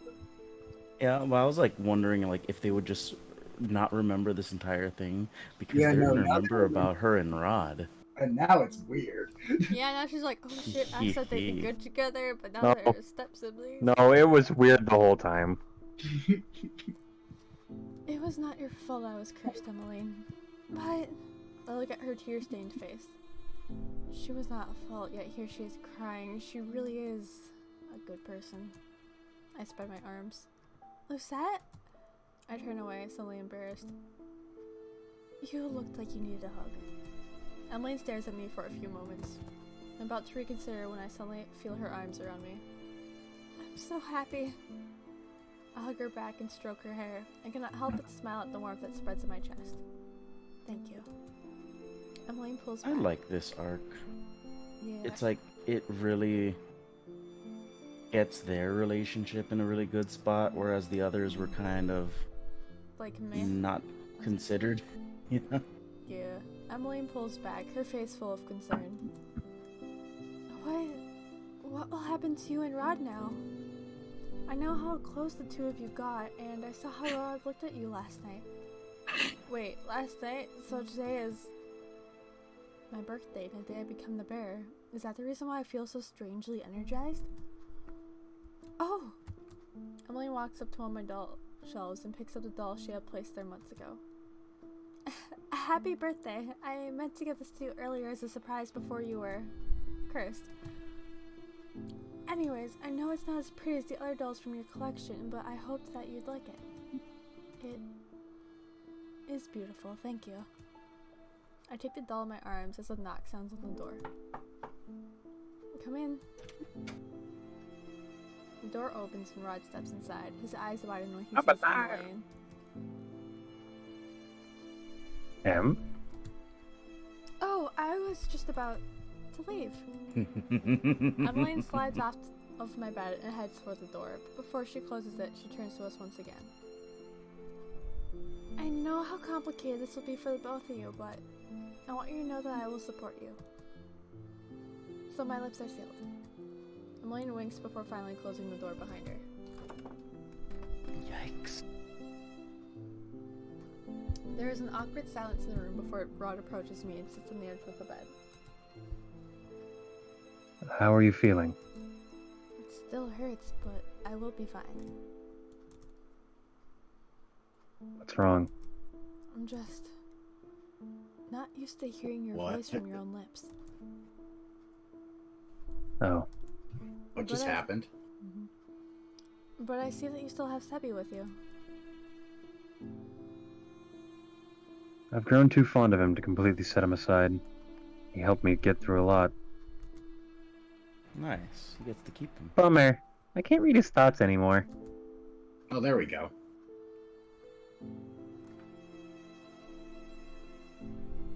There was never any need for you to do that in the first place. Is that so? Rod shakes his head and sighs silently. So what happened last night? How is it you were able to break your curse? You didn't kill Viorica. In the original fairy tale, the Little Mermaid could retain her humanity only if the prince loved her back. Though it never happens in the fairy tale, it is still the element of her curse. But still, because the prince never fell in love with her, the only way for the mermaid to live was to kill him. I fell in love with you unknowingly. When you told me you loved me as well last night, that broke my curse. I feel my cheeks turn warm. Rod coughs, his own cheeks flushed. So there you have it. The Little Mermaid never had a fairy tale ending, but I did. I never had to kill Viorica. But because my curse started with Viorica, I assumed it had to end with her too. Turns out that the only person I love just needed to love me back. I was mistaken. It never needed to be Viorica. I see. We stare at each other for a few moments, the awkward silence returning. I change the subject as quickly as I can. Well, what became of Sir Mithras? Be right back. Delora brought him back to Lady Parfait. She is the one who will properly punish him. And what of Viorica? Delora returned her to her home yesterday. She does not remember anything that happened. Everything is back to how it was then? You're back to being my stepbrother? I cannot help but feel crestfallen at this truth. Blood binds, but so do sibling bonds. Rod and I can never have what either of us want. I don't want to forget these feelings I have for you, Lisette. If I had never made that deal with the witch, then maybe we might have actually been able to be together. Had you not been cursed, our paths neither would have crossed. I reach for Rod's hand. He laces his fingers through mine with a small smile. I love you, Rod. I love you too. But Rod leans forward and kisses my cheek. I know. A month later. Ever since I broke my curse and became the new Tenenbaum bearer, I have been training under Parfait and Delora so that I can learn to control my newfound powers. I never wanted this responsibility, but it's a burden I was born into. It's necessary to help maintain the balance between light and dark that has been missing for so long. Now that I'm the new Tenenbaum bearer, Parfait wants the two of us to work together in maintaining that peace. I do not wish to cause any pain or suffering to the people, especially to the people whom I cherish. Sometimes I still wonder what Sir Mithras wanted me to do for him, but it's not so important anymore. I still have much to learn, but right now, as the new bearer, my priority is to get rid of the fairy tale curse once and for all. For the time being, everyone at the Marchand waits patiently for the day that I will learn to lift their curses. Since everything transpired, my relationship with Ophelia and Emmeline has improved. Mine is fond of calling me the best sister, even though I am the only one she has. Therefore. My relationship with the king, however, has yet to be mended. Oof. I'm doing the best to open up to him and to give him a chance, but the efforts are slow going. I do not ask why he acted the way he did in the past, but I do know that in order to move forward, I must let go of the past. It's finally time. I've been waiting for this all day. I head back to my room to change my dress into something less conspicuous. Afterwards, I head out into town into the forest for my designated meeting. To relief, the king allows me to leave the palace on my own. I would have not been able to come here with guards. I guess me being the Tenenbaum bearer puts him at ease. But the title reassures him and allows me to come out here on my own to meet Rod, then I am not complaining. Rod still uses the secret passage always uses to sneak out of the palace. Emily knows about our secret meetings and helps cover for our disappearances if necessary. It makes me happy that Emily approves of our relationship. We do not have to keep a secret from absolutely everyone. At first, Rod and I are both tempted to keep our distance without making it seem too obvious to everyone around us. Though Ophelia seems to suspect something is going on between the two of us, she has not asked questions. Emelina was not happy with our decision. She said she felt terrible that we would be forced to let go of something so precious on account of our titles. She was right. More than that, it was difficult for the two of us to deny our feelings for each other. In the end, we came up with a solution, even if it is temporary. We decided to secretly meet up in the forest every once in a while so that we could be together without any pretenses. Even just for a little while. When I catch sight of Rod, I run towards him and throw my arms around his neck. I feel Rod snuggle his face into the crook of my neck. May I have this dance? No. I take Rod's hand and begin dancing to a silent song. The first time I danced with him was to prove a point. It was when neither of us even liked each other. I remember this as I stare at him.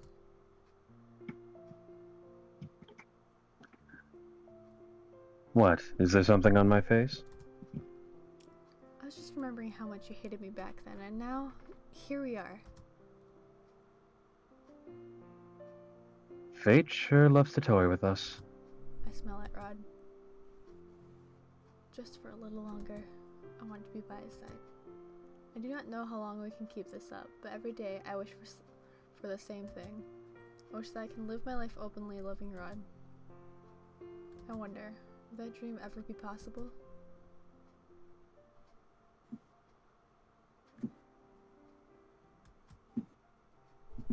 Well, that's that. Yep. Nice. You know, overall, it's kind of funny. I both liked and disliked Rod's path. I just Like, felt awkward about the whole stepbrother thing. I'm not even. I find it less interesting. worried about that. Honestly, the part that annoys me the most about it is I don't really like Rod. Aw. I don't really either. I don't really like him as a character in general, personally. Oh. I And- understand him. It's just Yeah, I I think don't they're a good get him. fit. I just don't like him. Don't worry, Willie. I like Rod. I like Oh, Rod. hey, I just Charles. don't think they You're still fit. here. I say, yeah, he's still here. Yeah, But, I'm not a fan. Oh. Besides that, though, it's like, I think this has been so far the best ending, considering none of the good characters died in this one. Except and- Fritz. Fritz probably still died. Yeah, I probably still did. No, it's like nothing implied that anything happened with him. I think we can actually say that this is the first time where Willie doesn't die. Ah. Dead. We can. I don't think we can say we that. can say Yeah, I that. think Fritz is dead. You as might be hell. imprisoned, but you're not dead. I think your he's dead as hell. character could have I died. think I'm dead as shit. I think he is rotten in the dirt Nah, somewhere. I think the only one that died here was me. Well, I want to believe that there's one time where you cannot die. Oh no, there is a time where Fritz isn't gonna die in his good ending.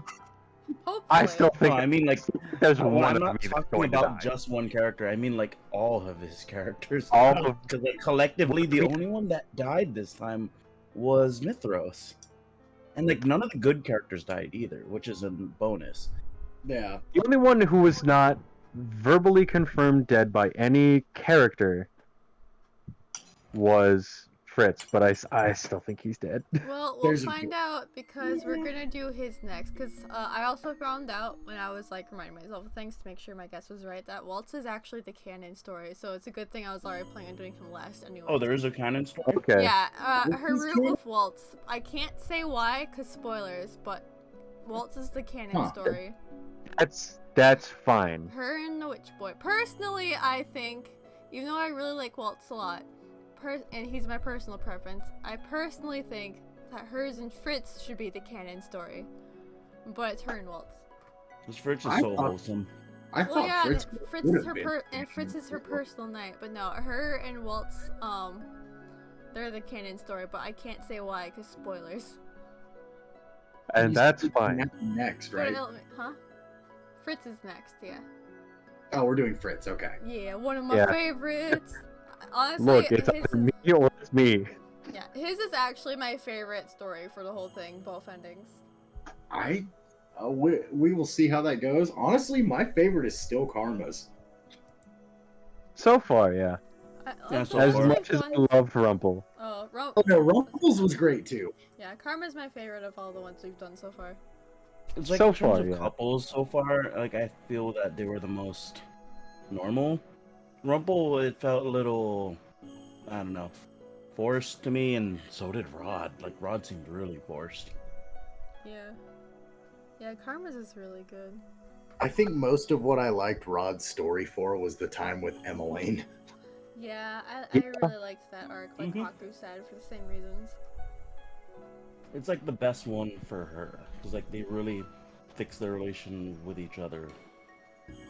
Yeah, I think the next one too is where you swap out Emmeline for Delora pretty much, because you get some wholesome moments of Delora and Lucette, and I'm pretty sure that's this next one because it's basically all the witches. Wait, no, that's Meanwhile, false. Never mind. No, because Meanwhile, in the back, Abby's like, "What do you mean I have to voice Delora and not be a smug asshole? What is this?" I mean, she's still smug from what I remember. They better be. It's what I'm here for. See? Yeah, honestly, Oh, I really man. like this chapter because of these smug Delora moments Mhm. of, oh hey, I'm dropping you off at the castle. Oh, I'm just gonna stick around. Oh yeah, I loved that shit. Delora is Oh, yeah. delightful. Yeah. The fact that she's a doll and she, like, turn herself into a doll and then just without Lucette saying anything, she's already climbing into her pocket. It's like, nah, you're taking me with you whether you like it or not. Hello. Delora is delightful. I love her.